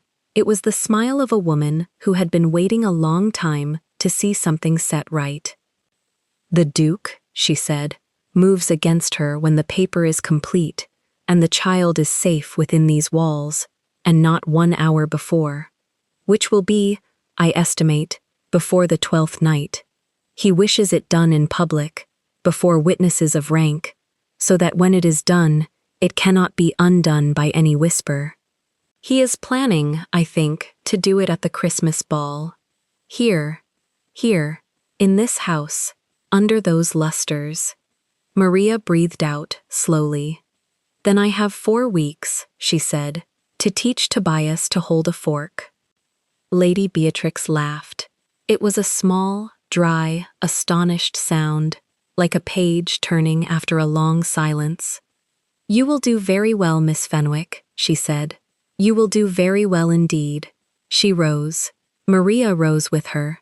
Lady Beatrix went to a small cabinet by the wall, unlocked it with a key she wore on a chain beneath her fichu, and took out a slim leather case. "This," she said, "belonged to Rowan's mother, my sister-in-law. She wore it on the day she was married. It is a pin only, nothing grand. A Monson stag in silver, no bigger than the nail of your thumb. Put it in the collar of your dress in the morning. Do not explain it. Let the house see it, and let the house make of it what it will. I promise you the servants will understand faster than the master." Maria took the case in both hands. She did not open it. She held it as she had held the crust of bread over Tobias's plate that morning, which was a lifetime ago and yesterday. "My lady," she said, "there is one thing I must ask." "Ask." "Miss Vessel has 33 other children in that house." Lady Beatrix's eyes softened. It was, Maria thought, the first time an old woman of that class had ever looked at her as at an equal. "I know, my dear," she said. "That is why I have already written to the Bishop of Hereford this evening, and to 2 magistrates who are not Edgecombe, and to a widow of my acquaintance in Bath, who has been looking for a purpose, and has more money than sense. Before the ball, that house will be under new management, or it will not exist. Either outcome will suit me. It will suit you, I think, better." "Yes," Maria said. "Yes, it will." Lady Beatrix rang the small bell on the mantel. Mrs. Pollard, who had not been very far from the door, came in. "Miss Fenwick is going up," Lady Beatrix said. "She is to have a fire kept in her grate through the night. She is to be given whatever she asks for, and several things she does not. She is to be woken at 7, dressed, fed, and brought to the small breakfast room, where His Grace will be waiting. Am I understood? You are, my lady?" "And Hannah." "Yes, my lady." Have the tailor from Ludlow sent for in the morning, and Madame Bellier from Shrewsbury, discreetly. Mrs. Pollard's mouth did something that was almost but not quite a smile. Yes, my lady.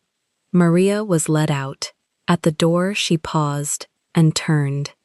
My lady, she said. Yes. Does he know that you have told me all of this tonight?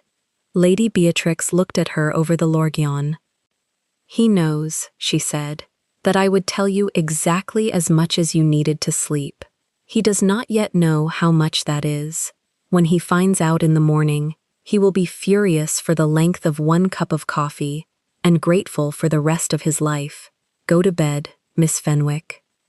Maria went up the great stair with Mrs. Pollard at her elbow, and the leather case in her hand, and the crucifix of her father in her pocket, and she thought, quite clearly, my life ended at 4 this afternoon in a schoolroom, and this is what begins after.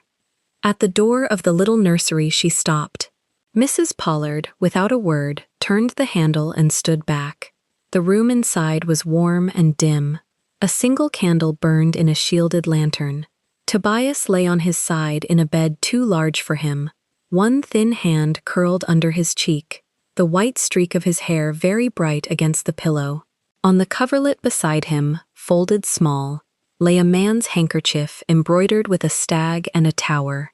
He had gone to sleep with his fingertips resting on it, as if he had been checking it was still there. At the far side of the room, in a wing chair drawn close to the fire, sat the Duke of Cleobury. He had taken off his coat. His waistcoat was unbuttoned at the throat. The candle on the small table beside him lit half his face, and the white streak in his own hair, and the leather-bound book open on his knee, at the page where his brother's name was written in a boy's careful hand in the parish register of Cleobury St. Mary, 1798. He was not reading. He was looking at the child. He had, Maria thought, been looking at the child for some hours. He did not turn his head at her step. He knew who it was. Miss Fenwick, he said, low. Your Grace. Come and sit. She came. Mrs. Pollard withdrew, silently, and closed the door. There was a second chair, small, drawn up on the other side of the hearth. Maria sat. She kept the leather case in her lap. He did not ask what it was. He had seen it. He knew. For a long time neither of them spoke. The fire settled. Tobias, in his sleep, drew a small breath and let it out, and turned his face further into the pillow. At last the Duke said, without looking at her, My aunt has told you. Yes, all of it. I believe so, Your Grace. And you are still sitting in that chair. Yes. He was silent a moment longer. Then he closed the book on his knee, gently, keeping his finger between the pages, and he set it on the small table. Miss Fenwick, he said, in the schoolroom this afternoon, when the woman raised the stick, you had, by my count, 3 seconds in which to step aside. I have thought about those 3 seconds for 4 hours. I cannot account for them. Will you tell me what was in your mind? Maria looked at the fire, and then at the sleeping boy, and then, at last, at the Duke. I was not thinking, Your Grace, she said. I was only counting. There were 34 children in that room. He was the 34th. If she broke him, she would begin, tomorrow, on the 33rd. I was thinking of the 33rd. The Duke was very still. And of him, she added. And of him, yes. He put his hand up, briefly, to the bridge of his nose. When he lowered it, he was looking straight at her, the gray of his eyes almost black in the candlelight. Miss Fenwick, he said, I am not, tonight, going to ask you what I mean to ask you in the morning. I will not have it said of either of us that it was asked in a sick room at midnight over a sleeping child. I will ask it at 7, in the breakfast room, with my aunt in the corner and the light on the snow. Do you understand? I understand, Your Grace. But I will say this now, and only this, so that you may sleep on it. He leaned forward. His voice was low and steady, and stripped of every ducal thing in it. "I let my brother go under the water," he said, "when I was 12 years old. I have carried it in a locked drawer for 22 years. Tonight, in a schoolroom in Cleobury, a woman I had never seen stepped in front of a stick meant for his son, and the drawer opened. I do not know yet what will come out of it. I know only that I will not close it again, and I know that I will not close this door." He glanced at the sleeping child. "Not on him, not on you, not while I draw breath." Maria's eyes filled. She did not lift her hand to them. She let them. "Yes, Your Grace," she said. He nodded, once. Then he sat back in the chair and looked into the fire and said, in a different voice altogether, almost the voice of a boy, "Stay a little, he sleeps better when there are two of us in the room." She stayed. Outside, the snow kept falling on Cleobury. Somewhere far to the south, in the parlor of St. Bardolph, Miss Agatha Vessel sat before her own poor fire, with a letter open on her knee, and Captain Cordell Edgecombe stood behind her chair with a glass of brandy in his hand, and together they read, for the third time that night, the draft of a charge of abduction against one Maria Fenwick, spinster, of no fixed abode, sworn out under the seal of a magistrate of the county. Captain Edgecombe drank, and in the little nursery at the top of the castle, the Duke of Cleobury and the schoolmistress from St. Bardolph sat on either side of a sleeping boy, and did not speak, and did not need to, for a long, quiet hour, while the white streak on the pillow rose and fell with the small, even breath of the 9th Duke of Cleobury, who did not know it yet, and who, if he had known it, would only have held tighter to the embroidered handkerchief beside his hand. 3 weeks after that quiet hour in the nursery, the castle of Cleobury had learned a new grammar. The corridors that once smelled only of beeswax and cold stone now smelled of pine and orange peel, for the housekeepers had begun dressing the great hall for the Christmas ball on the 23rd of December. Garlands of holly climbed the balustrades. In the state dining room, 6 women stood on ladders, draping swags of silvered fur across the tall mirrors, and the boy who had once slept in a broken cot at St. Bardolph moved between them, carrying a basket of cinnamon sticks, as though he had been given the most important commission in England. Tobias no longer flinched when a door opened. The small chain of silence he had worn since he was old enough to understand hunger had begun to unlink itself, and in its place he had learned to hum. He hummed while he ate. He hummed while the Duke read to him in the library, one gloved finger under each line, the 2 white streaks, the man's at the temple, the boy's above the right brow, catching the candlelight like matched signals across a field. Mrs. Pollard watched them from doorways and pressed her medallion to her mouth and said nothing. Lady Beatrix said, in her dry way, that the castle had not looked so alive since the summer Rowan turned 12. Maria did not yet know how to hold what was happening. Mrs. Pollard had quietly taken the russet wool away and left 3 dresses of soft merino in its place. She wore them because refusing would have wounded Mrs. Pollard. She kept her father's crucifix in the pocket at her waist all the same, and kept, at the bottom of the linen chest, the folded russet dress with the darning at the elbow, because a woman who forgets what she was cannot govern what she becomes. On the 16th morning of December, the Duke summoned her to the small study. He stood at the window when she entered. The winter light struck the white streak in his hair. "Mr. Greville has finished the papers," he said. "The petition to Chancery for the boy's recognition as 9th Duke of Cleobury will be lodged on the 3rd of January. By Easter he will be, in the eyes of every court in England, exactly what he already is." She held herself very still. "You are certain. I am certain." He crossed the floor and stopped a pace short of her. "Lady Beatrix asks that you sit at the head table at the ball, beside the boy, beside me. Your Grace." "Nicholas," he said, and it went through her like a bell struck once. The county will do as I tell it to do. I am not asking you to sit at that table as his governess, Maria. I am asking you to sit at it as the woman who saved him. there is a difference, and there will, in time, be a further difference still. But I have already spoken too soon once in my life. I will not do it again in a corridor." He turned back to the window before she could reply. Downstairs, at the same hour, Miss Agatha Vessel sat in the back room of the White Hart Inn, folding a single sheet of paper with the slow, precise creases of a woman who had folded many sheets of paper against many children.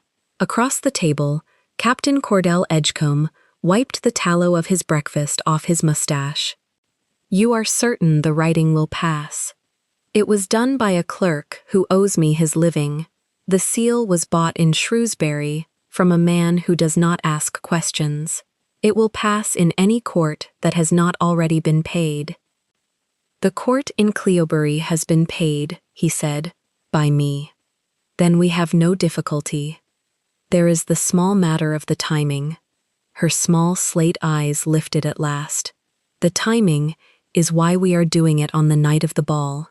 A duke who is publicly shamed cannot use his private influence to fight back. A woman who is publicly arrested cannot fetch the child, and a boy who is publicly removed by an officer of the crown in front of 3 counties is a boy who will be in my carriage before the last candle is snuffed. And after? After, the child is delivered to the parties who paid me 12 years ago to make sure Rowan Monson never came back to his brother's house.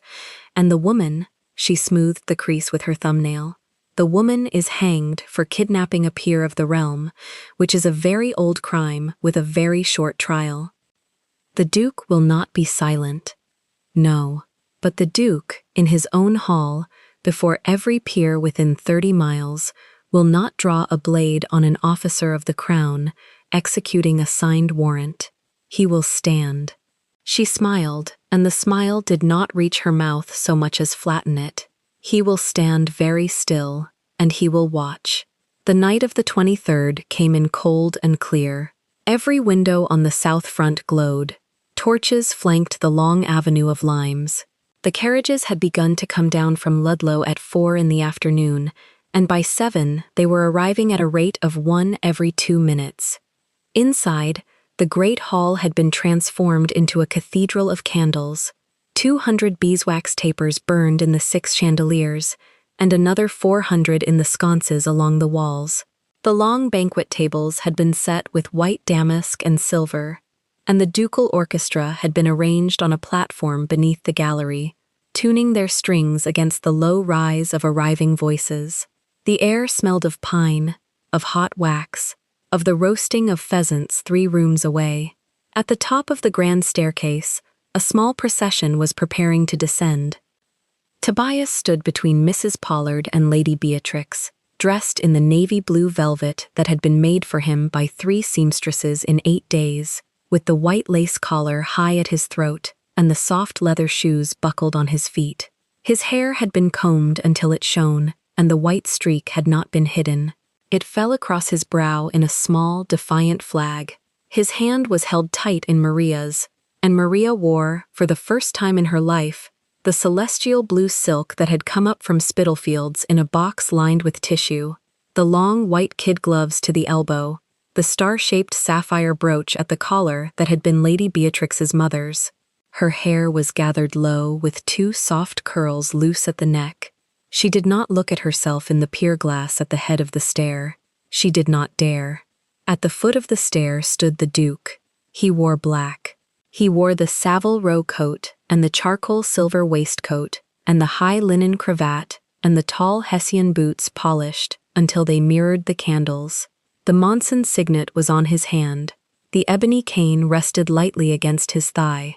He looked up as they began to come down, and something passed across his face that had never before been photographed by a mirror, and Lady Beatrix, who saw it, closed her eyes for 1 heartbeat and opened them again with the corners newly wet.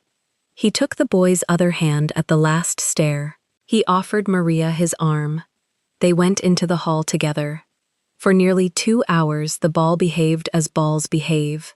The Duke opened the dance with his aunt, then turned the second dance with Maria before the eyes of every dowager in 3 counties. Fans opened, fans closed. Nothing was said aloud. Everything was said. A very old marchioness came over to Tobias at the head table, touched the white streak in his hair with one gloved finger, said, "Rowan, dear God, it is Rowan," and burst into tears in the middle of a country dance.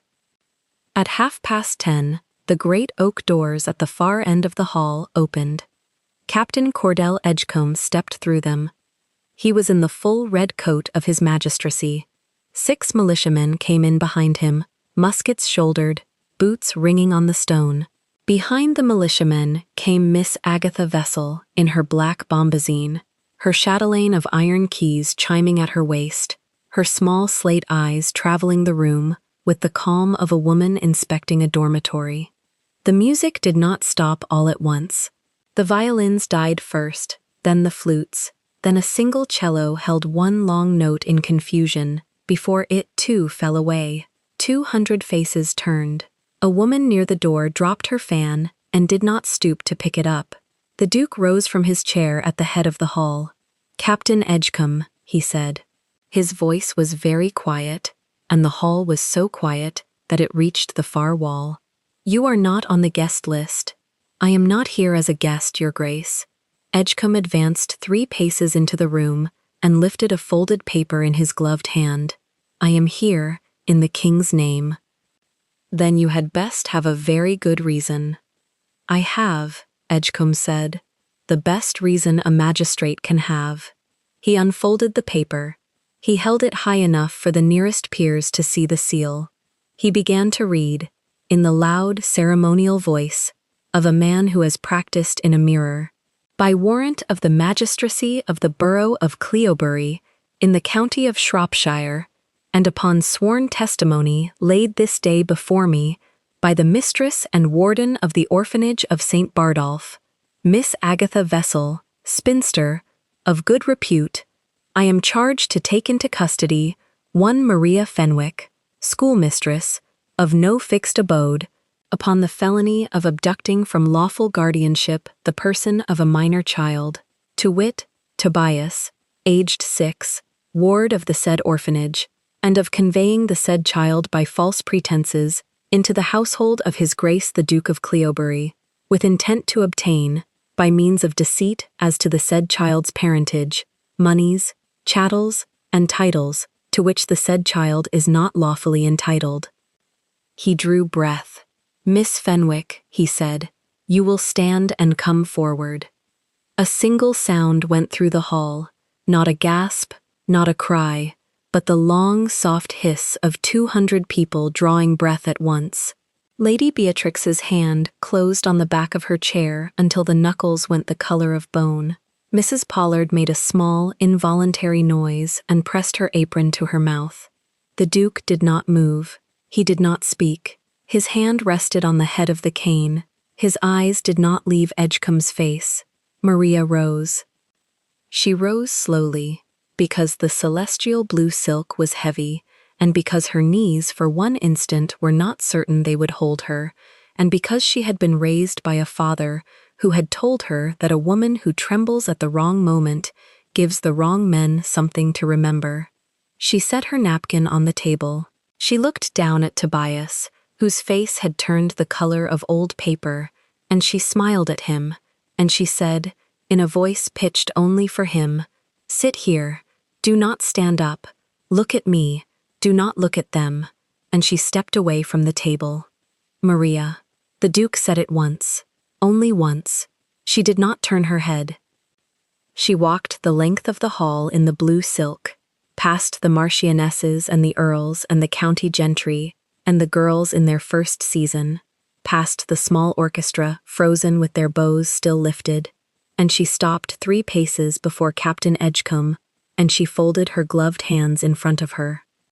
"I have not abducted this child," she said. Her voice was low and clear. "I am not the guardian who bruised him. I am not the warden who starved him. If you have a warrant, read it again, and put in it the name of the woman who stands behind you." Miss Vessel's eyes did not so much as flicker. Her small mouth moved into what a stranger might have taken for a smile. "Take her," Edgecombe said. Two of the militiamen stepped forward. They took her by the elbows, gently, as men take a woman in front of duchesses, and one of them said, so low that only she heard it, "I am sorry, miss," and she did not answer, because she was watching, over the top of his shoulder, the face of the Duke of Cleobury. He had not moved. He stood at the head of the hall with his hand on the cane, and his eyes on the magistrate, and something had gone out of his face that had been there a moment before, and something else had come into it, and the something else did not have a name. His mouth was a line, his jaw was set. The white streak at his temple caught the candlelight. He did not look at Maria. He did not, precisely, look at anything. Lady Beatrix, watching him from her chair, thought for one moment that he had stopped breathing. He had not. He had, in that single moment, made a decision, and the decision was the hardest decision he had ever made in his life, and he made it because he had learned, at last, the lesson that the schoolmistress in the russet dress had taught him without ever saying it aloud, that the man who draws a blade in a candlelit hall in front of an officer of the crown is the man who hands his enemies the case they have been trying all night to build. He did not draw. He watched them lead her out. 200 faces turned back from the door to the head table. 200 pairs of eyes settled on the Duke. He set his cane against the arm of the chair. He did not sit down. At the head table, Tobias had begun to cry without sound. 2 clean tears ran down his small, pale face. He did not wipe them. He did not move. He watched the door where Maria had gone, as though watching the closing of it were the last thing he would ever do in his life. And then Miss Vessel stepped forward. She came into the middle of the hall in her black bombazine, with the iron keys at her waist chiming quietly, and she made a small, deliberate curtsy to the Duke that was very nearly, but not quite, an insult. Her small slate eyes traveled the head table. They found the boy. "Your Grace," she said, "there is one further matter." The Duke did not speak. "The child," she said. "The child at your table is a ward of the parish of St. Bardolph, and, by the same warrant that has been executed upon the schoolmistress, must be returned this night to the custody of his lawful guardian, which is to say, myself, pending the resolution of the felony charge and the determination of his true parentage by such courts as may be moved to consider it." She paused. She permitted herself a smaller curtsy. "I regret the inconvenience to your Grace's hospitality." There was a sound in the hall that was almost a groan. An old earl at a side table said, quite loudly, and quite without meaning to, "Good God." Lady Beatrix rose from her chair and took one step and stopped, because the Duke had lifted one gloved finger a quarter of an inch, and she knew that finger, and she sat down again very slowly, with her hand pressed flat against her breast. Captain Edgecombe advanced. 2 more militiamen came with him. The old Marchioness who had wept over Rowan's ghost was standing with both hands over her mouth. Mrs. Pollard was weeping openly now, silently, into her apron. The Duke turned his head at last. He looked, for the first time in a long minute, at the boy. Tobias was on his feet. He had climbed onto the chair. He was standing on the seat of it, small in his navy velvet, with the white streak of hair fallen across his brow, and he was looking at the Duke, and his mouth was open, and he was making no sound at all. "Come here," the Duke said. His voice was quiet. It was the quietest voice the hall had ever heard from him. "Come here to me." The boy climbed down. He walked, on his small buckled shoes, the length of the head table. He climbed up onto the Duke's chair. He put both his arms around the Duke's neck. He pressed his face into the high linen cravat, into the place where the sapphire pin held it, and he did not let go. The Duke held him. He held him with one hand at the back of the small head, and one hand flat between the small shoulder blades, and he did not look at Miss Vessel, and he did not look at Captain Edgecombe, and he did not look at anyone in the hall. "Take the child," said Edgecombe. Two militiamen came around the end of the table. One of them was a boy of perhaps 18, and his face was the color of tallow, and his hands were shaking on the barrel of his musket. The other was older, a sergeant, and his face had the settled, dead look of a man who has taken children from many houses. The sergeant reached for Tobias. "Do not," the Duke said, without turning his head. "Put your hand on him without my leave." The sergeant stopped. "Your Grace," said Edgecombe, and his voice had risen half a tone, "you will surrender the child, or I will be compelled to record a further charge against this household." The Duke did not speak. He lowered his head. He put his mouth very close to the boy's ear. He said, so quietly that only the boy and Mrs. Pollard and Lady Beatrix, who had come to stand at his shoulder, could hear it. "Listen to me. Look at me." The boy lifted his face. "You are going to go with this man now. You are going to walk with him. You are not going to fight. You are not going to run. You are going to remember 3 things. You are a Monson. You have not done anything wrong, and I am coming for you before the sun rises." The small face nodded. Once. The Duke set the boy on his feet. Tobias walked around the end of the table. He walked past the sergeant. He walked past the young militiaman with the tallow face. He walked, in his navy velvet, the whole long length of the great hall, past the frozen dancers and the weeping old women, and the men with their mouths open, and he did not once look back, because he had been told not to, and because he was a Monson, and because in the last 3 weeks he had begun to learn what a man did with his fear. At the door he stopped. He turned. He looked back at the head table. "Merry Christmas, Papa," he said, in a small, clear voice that carried the whole length of the hall. Miss Vessel's face did not change. She laid a small, dry hand on the boy's shoulder and steered him through the door. The militiamen went after them. Captain Edgecombe made his small, brown-toothed bow to the Duke, folded his warrant, and followed. The oak door closed. Outside, in the frost-hard courtyard, a wooden wagon stood ready, with iron bars set into its bed. The boy was lifted into it. The door was locked. The horses were whipped. The wagon rolled down the long avenue of limes and out of the gate of Cleobury Castle, and the small white streak of hair above the small brow behind the bars was the last thing that Mrs. Pollard, who had run to the porte-cochere with her apron pressed to her mouth, was ever afterwards able to remember of that night. Inside the hall, no one moved. The Duke stood at the head of the table with one hand on the back of the empty chair. He did not sit. He did not speak. 200 people watched him and did not know what they were watching. The candles guttered. A single log fell in the great fireplace and shot a spray of sparks up the chimney, and no one turned. Lady Beatrix Anson, who had not wept in 40 years, put both her gloved hands to her face and wept without sound. Her thin shoulders shook. Mrs. Pollard, coming back through the door with her apron still against her mouth, saw her weeping, and stopped as though she had been struck. The Duke had still not spoken. Then, at last, he lifted his head. He looked down the length of the hall. His face was very white.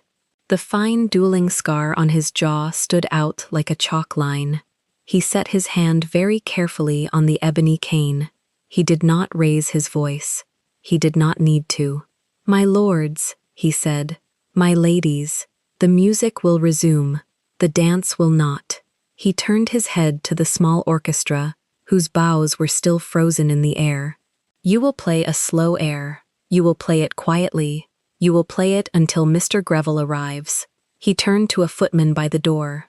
"Ride to Ludlow, now. Bring Mr. Greville and every document from the black chest in his office. Ride the grey. Do not spare her. If she founders, take another. Go." The footman went. He turned to Lady Beatrix. He did not embarrass her by looking at her face. He offered her his arm. She took it, and stood, and let him lead her to her chair, and sat down again with her handkerchief pressed hard against her mouth. He bent his head to hers. "Tonight," he said, very quietly, is not over. She looked up at him. Through the wet of her eyes, she saw, for one instant, the face of the man her nephew had become in 3 weeks, and it was not the face of the Duke, who had walked into an orphanage in November. It was harder. It was also, somehow, kinder. It was the face of a man who had, for the first time in his life, something he was more afraid of losing than of loving. "Bring them back," she whispered. "I will bring them back," he said. He straightened. He took 2 steps to the head of the hall. He turned once more to face the room. The candles behind him made a corona of light around the dark of his coat and the white of the single streak at his temple. He set the ebony cane before him and rested both hands on its silver pommel. He looked out over 200 faces that no longer knew whether they were guests at a ball or witnesses at a trial, and he spoke, at last, in a voice pitched to be heard by every one of them and by no one beyond. "You have seen tonight," he said, "what was done in this hall. You will be asked, in the days that follow, what you saw. I ask that you remember it exactly, not more, not less. A schoolmistress in a blue gown was taken from my table on a warrant sworn by the woman who bruised the boy she saved. A child of 6 was carried out of his own house in a wagon with iron bars. And the Duke of Cleobury," he paused, and the pause was the sound of a man setting down every weight he had ever carried. "The Duke of Cleobury did not draw his sword. He looked at Lady Beatrix. He looked at Mrs. Pollard. He looked at the empty chair where Tobias had sat. He did not draw his sword," he said, "because he intends to use the law that has been stolen from him tonight to break the people who stole it, before this ball is over, in this hall, in front of you." He did not raise his voice. He did not need to. "Play," he said to the orchestra. The first violin lifted his bow. A slow air began, thin and clean, a melody old enough to have been played in this hall in the reign of the last king but 2. The Duke turned from the room. He walked, without haste, without looking back, out of the great hall and up the long stone stair. Mrs. Pollard, standing at the foot of it with her apron still crushed in her hand, watched him go and thought that she had never in her 60 years seen a man walk away from anything the way that man walked away from that empty chair. At the top of the stair he stopped for exactly 1 heartbeat. He set his hand on the banister. The candlelight caught the white streak and the ring and the silver pommel of the cane, and then he was gone into the dark of the upper corridor, and the great hall of Cleobury Castle, dressed for Christmas, hung with holly and pine and 400 beeswax candles, went on, very quietly, in the sound of 1 slow violin, to wait. Somewhere on the Ludlow Road, in a locked wagon with iron bars, a small boy in a navy velvet coat sat very still and did not cry, because he had been told not to, and because the man with the white streak in his hair had said, "Before the sun rises," and the boy had learned, in 3 weeks at Cleobury, that a Monson kept his word. And somewhere in the county jail, in a cold stone room lit by a single tallow candle, a woman in a celestial blue silk gown, with a sapphire star still pinned at her throat, and a rosary of dark wood in her gloved hand, sat on a wooden bench with her back straight and her eyes on the small barred window, and waited for the dawn. The tallow candle guttered twice before the first gray light touched the bars, and Maria Fenwick had not moved.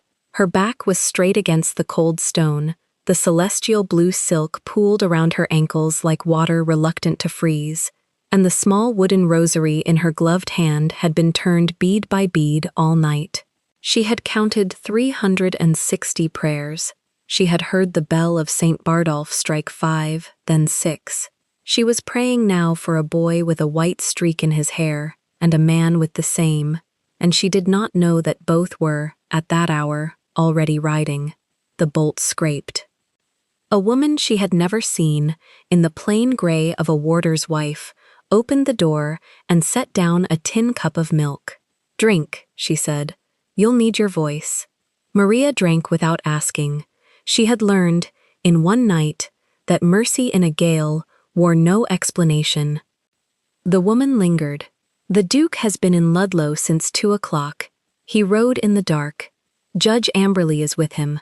There's a paper coming for you. Her mouth twitched, almost a smile. My sister was raised in St. Bardolph's. God bless you, miss. She was gone before Maria could speak. The paper came at 8:30. It was carried by Judge Sir Rupert Amberley himself, a small dry man with a wig that did not fit and eyes that missed nothing, and he read it aloud in the corridor as though the walls too had a right to hear. By the authority of the Court of King's Bench, sitting in emergency session at the request of the Duke of Cleobury, peer of this realm, the warrant issued in the name of Captain Cordell Edgecombe against one Maria Fenwick, spinster, is hereby suspended pending review, and the said Maria Fenwick is remanded to the custody of the said Duke, upon his personal recognizance of £10,000 sterling. Signed this 5th day of December, in the 59th year of His Majesty. He folded the paper. Miss Fenwick, you will come with me. She rose. Her legs were stiff with cold. She smoothed the silk once, twice, and then let her hands fall. She did not weep. She had wept enough in her life. She had learned that tears were a currency the world spent freely and returned to no one. At the outer gate, a black traveling coach waited, and beside it, on a grey horse still lathered from the road, sat Nicholas Monson, Duke of Cleobury. His sobritudo of black velvet was flecked with mud to the shoulder. The single white streak at his temple was stark against hair damp with the ride. He did not smile. He looked at her as a man looks at a lamp he has been rowing towards through a long night, and then he dismounted and crossed the yard in 5 strides, and set his gloved hand, very briefly, against the sapphire star still pinned at her throat. They did not take it, he said. No, Maria answered. They did not. Then we go, he said. The ball has not ended. It has only paused. She frowned. The ball, Your Grace? At this hour? He handed her into the coach. Judge Amberley climbed in after her. Mr. Horatio Greville, the solicitor, was already inside, his leather satchel bulging on his knees, ink on his cuffs, and beside him, wide-eyed, holding a small parcel wrapped in linen, sat Mrs. Hannah Pollard. I paused it, the Duke said, closing the door. I told 3 counties that Christmas would begin again this evening, at 8, in the great hall of Cleobury, and that any guest who left the county before then would be counted as absent from my house forever. They stayed, Miss Fenwick. Every one of them stayed. He tapped the roof. The coach lurched forward. Tobias? She asked. With Lady Beatrix. He has slept in her arms. He asked for you at midnight, and again at 4. I told him you would come home before the candles were lit. She turned her face to the window so that he would not see what his simple sentence had done to her. By 9 o'clock, the coach was climbing the last hill towards Cleobury Castle, and Maria, who had not slept, had eaten a piece of bread and drunk a cup of chocolate that Mrs. Pollard produced from the linen parcel, as though such things were ordinary. Greville, opposite her, opened his satchel and began to lay small objects on the seat between them. A folded parchment yellow with age, a smaller square of vellum tied with red thread, a strip of embroidered linen, brown with fire at one edge, a leather-bound register no larger than a psalter, and, at the last, a small pewter box. These will speak for you tonight, Miss Fenwick, he said. You will not have to. What are they? She asked. The truth, said Greville, kept, at various times, by various hands, and now, at last, gathered. The coach passed under the arch of the outer gate. The bells of the chapel were ringing the Angelus. Somewhere in the courtyard a child was shouting a name in a small, clear voice, and Maria pressed her hand to her mouth, because she knew that voice, and it was shouting hers. He met her on the great steps. He wore blue velvet with a white lace collar, and someone, patient and loving, had combed his hair back from his forehead so that the thick white streak above his right temple lay like a ribbon of moonlight against the black. He did not run, he walked, very carefully, holding Lady Beatrix's hand, and only when he was 3 paces from Maria did he let go, and then he did not run either. He looked up at her. "You said before the candles," he said. "I did," said Maria. "The candles are not lit," he said gravely, as though establishing a legal point. "No, my love," she said, "they are not." Then he came into her arms, and she knelt in the celestial blue silk on the cold stone step of Cleobury Castle, and for the first time since the paper had been read to her at the ball, she wept, silently, into his hair, and above her, the Duke turned his face aside and looked very hard at the frost on the balustrade, and Lady Beatrix, in lavender grey silk, took a small handkerchief from her sleeve and pressed it to her mouth, as though something in her throat had finally, after many years, dissolved. The day passed as such days pass, when the world is being rebuilt in the space of 12 hours. Maria was taken to her room. A fire had been kept burning in it all night. A bath was drawn. Mrs. Pollard, who had not slept either, brought her broth and would not leave until she had eaten it. 2 maids Maria did not know unpacked, from a great pine chest, 3 trunks of clothing that had been ordered from London a month earlier by the Duke himself against every possible size and taste, and hung them silently in the wardrobe. Maria refused them all except one. "The one I wore last night," she said.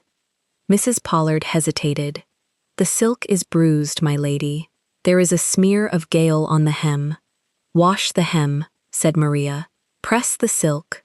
I will wear it tonight, and no other." Mrs. Pollard curtsied. "Yes, my lady," she said, and she did not correct the address, and Maria did not notice that she had been given it. At noon, Tobias slept, curled beside her on the great bed, his small hand fastened on her sleeve. She lay awake and looked at the plastered ceiling, with its faint painted vines, and thought, once, of Miss Vessel's cane, and then she put the thought aside, as one puts aside a knife one no longer needs, and she slept. At 4 o'clock, the Duke sent for her. She came down in a plain morning dress of grey wool, because the silk was still being pressed, and she found him in the long library with Greville and Judge Amberley and Lady Beatrix and a 5th man she did not know, in the black gown of a king's counsel. On the great oak table lay the objects from Greville's satchel, arranged now in order, and beside them a fresh stack of documents sealed with red wax.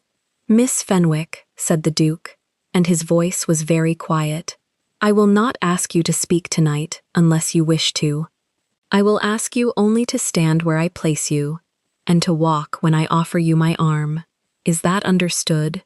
"Yes, Your Grace. There is one more thing." He glanced at Greville. "Show her." Greville opened the pewter box. Inside, on a bed of white silk, lay a ring. It was a signet in heavy gold, smaller than the one the Duke wore, sized for a woman's hand, and the crest engraved upon it was the Monson stag and tower, wreathed in a fine border of ivy. Maria knew, before he spoke, whose ring it had been. "My mother's," said the Duke. "She wore it to the day she died. It has not left this house in 29 years. I have not brought it out to press upon you now, Miss Fenwick. I bring it out only so that you may know it exists, and that tonight, before the ton of 3 counties, I mean to ask something of you. If your answer is no, the ring will go back into the box, and no man in England will ever hear of it again. If your answer is yes—" He stopped. He was not a man accustomed to leaving sentences unfinished, and it seemed to cost him. "If your answer is yes, Miss Fenwick, then you will decide what to do with the rest of my life." She looked at the ring. She looked at the man. She said, "Your Grace, I am a schoolmistress from an orphanage. I have no dowry. I have no family. I have a crucifix of wood and a boy who is not my son, and I love him." "I know," said the Duke. "Then ask me tonight," said Maria, "and I will answer." He inclined his head. Greville closed the box. The candles were lit at 7. By 7:30, the great hall of Cleobury Castle had filled again, and the ton of Shropshire, Herefordshire, and Worcestershire, in silks and velvets and diamonds, hastily reset, stood along its walls in a silence that was not silence, but the held breath of a county. The orchestra did not play. The 3 great chandeliers, each with 200 candles, had been lit slowly, one tier at a time, and the light climbed the panels, and the tall windows, and the portraits, until every eye in the room was, at last, well lit. At the far end, on the low dais where the ducal chair sat, Nicholas Monson stood in black and silver. Beside him, on a small stool of carved oak, sat Tobias in blue velvet, his hands folded in his lap, because Lady Beatrix had told him a marquis folded his hands. At the Duke's left stood Mr. Horatio Greville, satchel open, papers in order. At his right stood Judge Sir Rupert Amberley in scarlet robes. Behind them, in a half-circle, stood Lady Beatrix, Mrs. Pollard, the King's Counsel from the afternoon, and, in irons, silent, grey with a night in a cellar, Miss Agatha Vessel and Captain Cordell Edgecombe. At 7:30, the herald struck his staff 3 times on the floor. "My lords, ladies, gentlemen of 3 counties," said the Duke, his voice carried without effort to the last pillar. "I called you here last night to announce a betrothal. That announcement was interrupted by an accusation. Tonight, in your presence, that accusation will be answered. Nothing said in this hall tonight will be private. Every word will be sworn. Every paper will be produced. Every man and woman who has come to my house will bear witness. When we are finished, you will know what my house is, and you will decide whether you wish to stand within it. Mr. Greville." Greville stepped forward. He unfolded the first parchment. "By the register of the parish of Little Rowanmere, in the county of Herefordshire, dated the 3rd of April in the year of our Lord, 1784, the baptism is recorded of Rowan Alexander Monson, 2nd son of the 5th Duke of Cleobury, born the 28th of March of the same year. Signed by the Reverend Josiah Hume, witnessed by the Duchess Amelia Monson." He raised the paper so that the room might see the seal. "It is unaltered. It is authentic." A murmur ran along the walls and died. "By the register of the parish of St. Anne, Bristol," Greville continued, opening the smaller vellum, "dated the 11th of June, in the year 1811, the marriage is recorded between Rowan Alexander Monson, sailmaker of this parish, and Sarah Jane Tobin, spinster, of the same parish. Signed by the Reverend Henry Trant, witnessed by 2 members of the congregation, whose signatures are legible, and whose descendants have been produced this afternoon, before Judge Amberley." He set the vellum down. He opened the small leather register. "By the register of the same parish, dated the 14th of February, in the year 1812, the baptism is recorded of Tobias Rowan Monson, only son of the said Rowan and Sarah.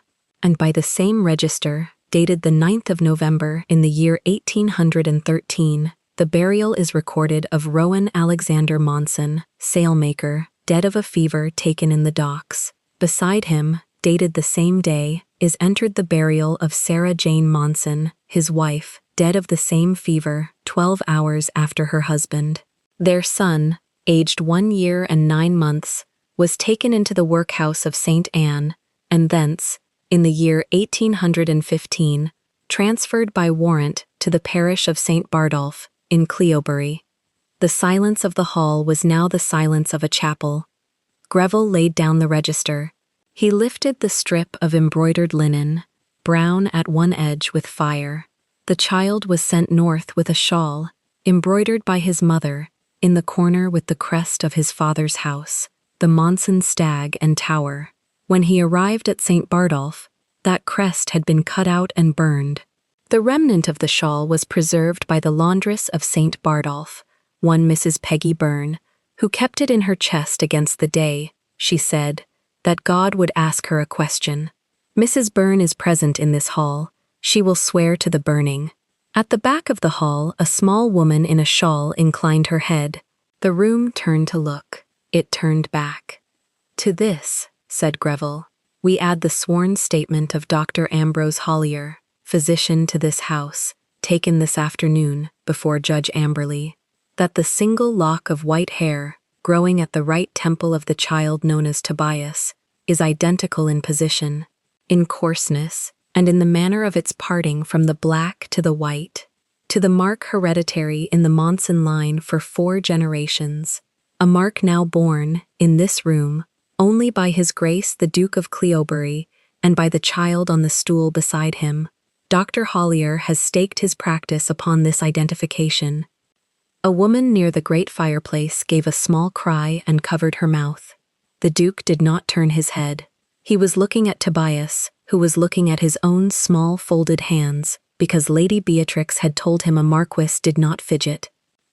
To this, Greville said, we add, at last, the sworn confession of Miss Agatha Vessel, taken this afternoon under caution, before Judge Amberley, in which she admits that she knew from the moment of the child's arrival at St. Bardolph, in 1815, that he was a Monson by blood, that she cut and burned the crest with her own hand, that she concealed his identity for 3 years in order to keep the annual endowment paid to the orphanage by his uncle, and that, in league with Captain Cordell Edgecombe, magistrate of Cleobury, she forged the warrant of kidnap against Miss Maria Fenwick, in the hope that the child might be removed from this house and returned to her keeping. Her signature is upon the page. The captain's signature is upon the same page. Both were witnessed by Judge Amberley and by myself. He lifted the page. He held it, one moment, in the light. There is no case, my lords, ladies, gentlemen. There has never been a case. There has been only a lie. He set the page down. The Duke stepped forward 1 pace. Miss Maria Fenwick, he said. She had been standing very still, at the side of the dais, in the celestial blue silk, her gloves smooth, the sapphire star at her throat catching the light of the highest chandelier. She did not move when he named her. Come here, if you please. She crossed the dais and stood before him. She did not look at the room. She looked at the small boy on the stool. The small boy on the stool looked back at her, and, entirely forgetting the counsel of Lady Beatrix, he swung his feet. Judge Amberley, said the Duke, without turning, will you read the order? The judge unrolled a fresh parchment. By the authority of the Court of King's Bench, and upon the evidence produced this evening at Cleobury Castle, before witnesses of the 3 counties, the warrant of kidnap sworn against Maria Fenwick is annulled, expunged, and declared malicious. The persons of Agatha Vessel and Cordell Edgecombe are remanded to His Majesty's jail at Shrewsbury, to be tried at the Lent Assizes upon charges of perjury, forgery, false imprisonment, and conspiracy to defraud a peer of the realm. Their goods, their tenancies, and their debts are declared forfeit to the Crown, and the said debts, which are of considerable sum, are this day acquired in whole by the Duke of Cleobury, who will cause them to be called in without mercy. They are, from this hour, banished from the society of this county, and of any county in which His Grace holds interest. Signed, Amberley, King's Bench. He rolled the parchment. He handed it to Greville. Miss Vessel did not raise her eyes. Captain Edgecombe made a small sound, once, and was silent. 2 constables in plain black came forward from behind the dais and led them out through a side door, and the door closed behind them with the small, ordinary sound of a latch, and that was all the sound they would ever make again in the great hall of Cleobury. The Duke turned then to the room. Concerning the orphanage of St. Bardolph in Cleobury, he said, it will not be demolished. It will be refounded. upon endowment from this house, under the patronage of my aunt, Lady Beatrix Anson. Its staff will be chosen by Miss Fenwick. Its children will not go hungry in my county again." Lady Beatrix inclined her silver head one measured degree. A ripple, not quite of applause, moved along the walls. "Concerning the child known heretofore as Tobias of St. Bardolph." The Duke paused. He walked without hurry to the stool. He held out his hand. Tobias took it and stood. The Duke lifted him, he was very light, and set him on the low ducal chair so that the room might see him plainly. He kept one hand on the boy's shoulder. "This is my brother's son. His name is Tobias Rowan Monson. From this hour he is Marquess of Rowanmere, my heir at law, and the child of this house. I was wrong. He is my heir." The room did not applaud. The room bowed. Every man in the great hall of Cleobury, from the door to the dais, removed his hat or inclined his head, and every woman sank into a curtsy, and the small boy on the ducal chair, watching this happen, looked up at the Duke and said, in a clear voice that carried to the last pillar, "Uncle, they are bowing to me." "Yes, my lord," said the Duke. "That is very odd," said Tobias. And somewhere in the room, at last, a laugh broke, and then another, and the held breath of the county went out of it all at once, and the orchestra, on a small nod from Lady Beatrix, began, very softly, to play. The Duke lifted Tobias down. He set him gently beside Mrs. Pollard, who had been weeping quietly for some time. He turned back to Maria. He did not speak for a moment. He was, she saw, gathering himself as a man gathers himself for a leap over deep water. Then, in full view of 3 counties, the Duke of Cleobury took the small pewter box from Mr. Greville's hand, and he opened it, and he went down upon one knee upon the dais of his own great hall. A sound moved through the room that was not a word. "Miss Fenwick," he said, and his voice was, at last, not perfectly steady. "I have been a hard man. I built my hardness carefully, as a mason builds a wall, upon a grief I would not lay down. I said, in a room in an orphanage, of a child in a hood, that he was not my heir, and I said it, to keep the wall standing. You stepped in front of a cane for that child before you knew what he was to me. You took the blow that was meant for him upon your face. You did not know, that morning, that you were saving a Monson. You would have done it for any child. It is because you would have done it for any child that I know, now, what I am asking." He lifted the ring. "This was my mother's. She was, of all the women I have ever known, the one who saw people plainly. I ask you now, before every witness whose good opinion I have ever cared for, and every witness whose good opinion I have not, to be my wife, not as his Duchess, Miss Fenwick, as mine." She looked at the ring, she looked at the Duke. Behind him, on the low ducal chair, Tobias Rowan Monson, Marquess of Rowanmere, aged 6, watched with grave attention. Behind the boy, Lady Beatrix Anson pressed the lace handkerchief hard against her lips. Behind Lady Beatrix, Mrs. Hannah Pollard, who had served this house for 40 years and had waited, through all of them, for a woman worth the name of Duchess, held her breath. Maria drew her right glove off, finger by finger. She laid the glove upon the dais. She held out her hand. "Yes, Your Grace," she said. He slid the ring on. It was, of course, exactly her size, because Mrs. Pollard had measured her sleeping hand at 3 that morning, but neither of them spoke of that then, and neither of them, in later years, ever quite spoke of it, and it became one of the small-kept things of their marriage. He rose. He did not kiss her. He would kiss her, later, alone, in a corridor lit by a single sconce, and neither of them would remember the corridor afterwards, only the kiss. Here, in the great hall, before 3 counties, he only lifted her hand, ring outward, and turned with her to the room, and the room, at last, gave the sound it had been holding all night. not applause of the palm, but the low, deep sound of a great house acclaiming its own. The orchestra took up a waltz. The Duke did not dance. He walked, with Maria on his arm and Tobias holding her other hand, the full length of the great hall, and every guest along the walls stepped forward, one by one, and made their bow, and Maria, who had, that morning, counted 360 prayers in a stone cell, answered each bow with the smallest, gravest inclination of her head, and she did not, at any bow, let go of the child's hand.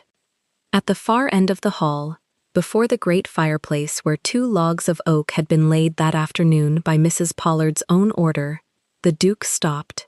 He turned Maria towards the fire. Tobias, catching some cue from the silver-headed lady behind him, released Maria's hand and went, of his own accord, and stood between them, so that the 3 of them faced the flames. Above the mantel hung the great portrait of the 5th Duchess, Nicholas Monson's mother, painted the year of her marriage. She wore, in the portrait, a gown of celestial blue. Maria saw it now for the first time. She did not turn her head. She only, very quietly, drew a small breath. "She would have liked you," said the Duke. "She had good taste," said Lady Beatrix behind them. The logs caught. A high, clean flame leapt up the chimney, and by its light the 2 white streaks, the man's at his temple, the child's above his brow, burned for an instant identical, so that any guest looking towards the hearth saw plainly what had been true, from the moment a hood had fallen in an orphanage schoolroom on a cold morning in November. The blood of Cleobury had come home. It had walked back into its own hall on the arm of a schoolmistress from St. Bardolph, in a dress of celestial blue, wearing a wooden crucifix beneath the silk, and it had brought its heir with it. She had gone into that orphanage, that morning, wearing a worn russet gown and an apron of raw linen, believing that no one in the world truly saw her. She had come out of it, in the end, wearing celestial blue silk and a signet ring of gold, on the arm of the one man who had, and hand in hand with the one child who always would. He had, at last, been truly seen, and so had she. If this story moved you, stop for a moment and reflect. Have you ever, like Maria, given away your own bread to a child the world had already decided to forget? Is there a truth in your own family, a white streak beneath a hood, that someone powerful once refused to see? And if a proud man knelt before you in a room full of witnesses, would you have the courage to believe he had truly changed?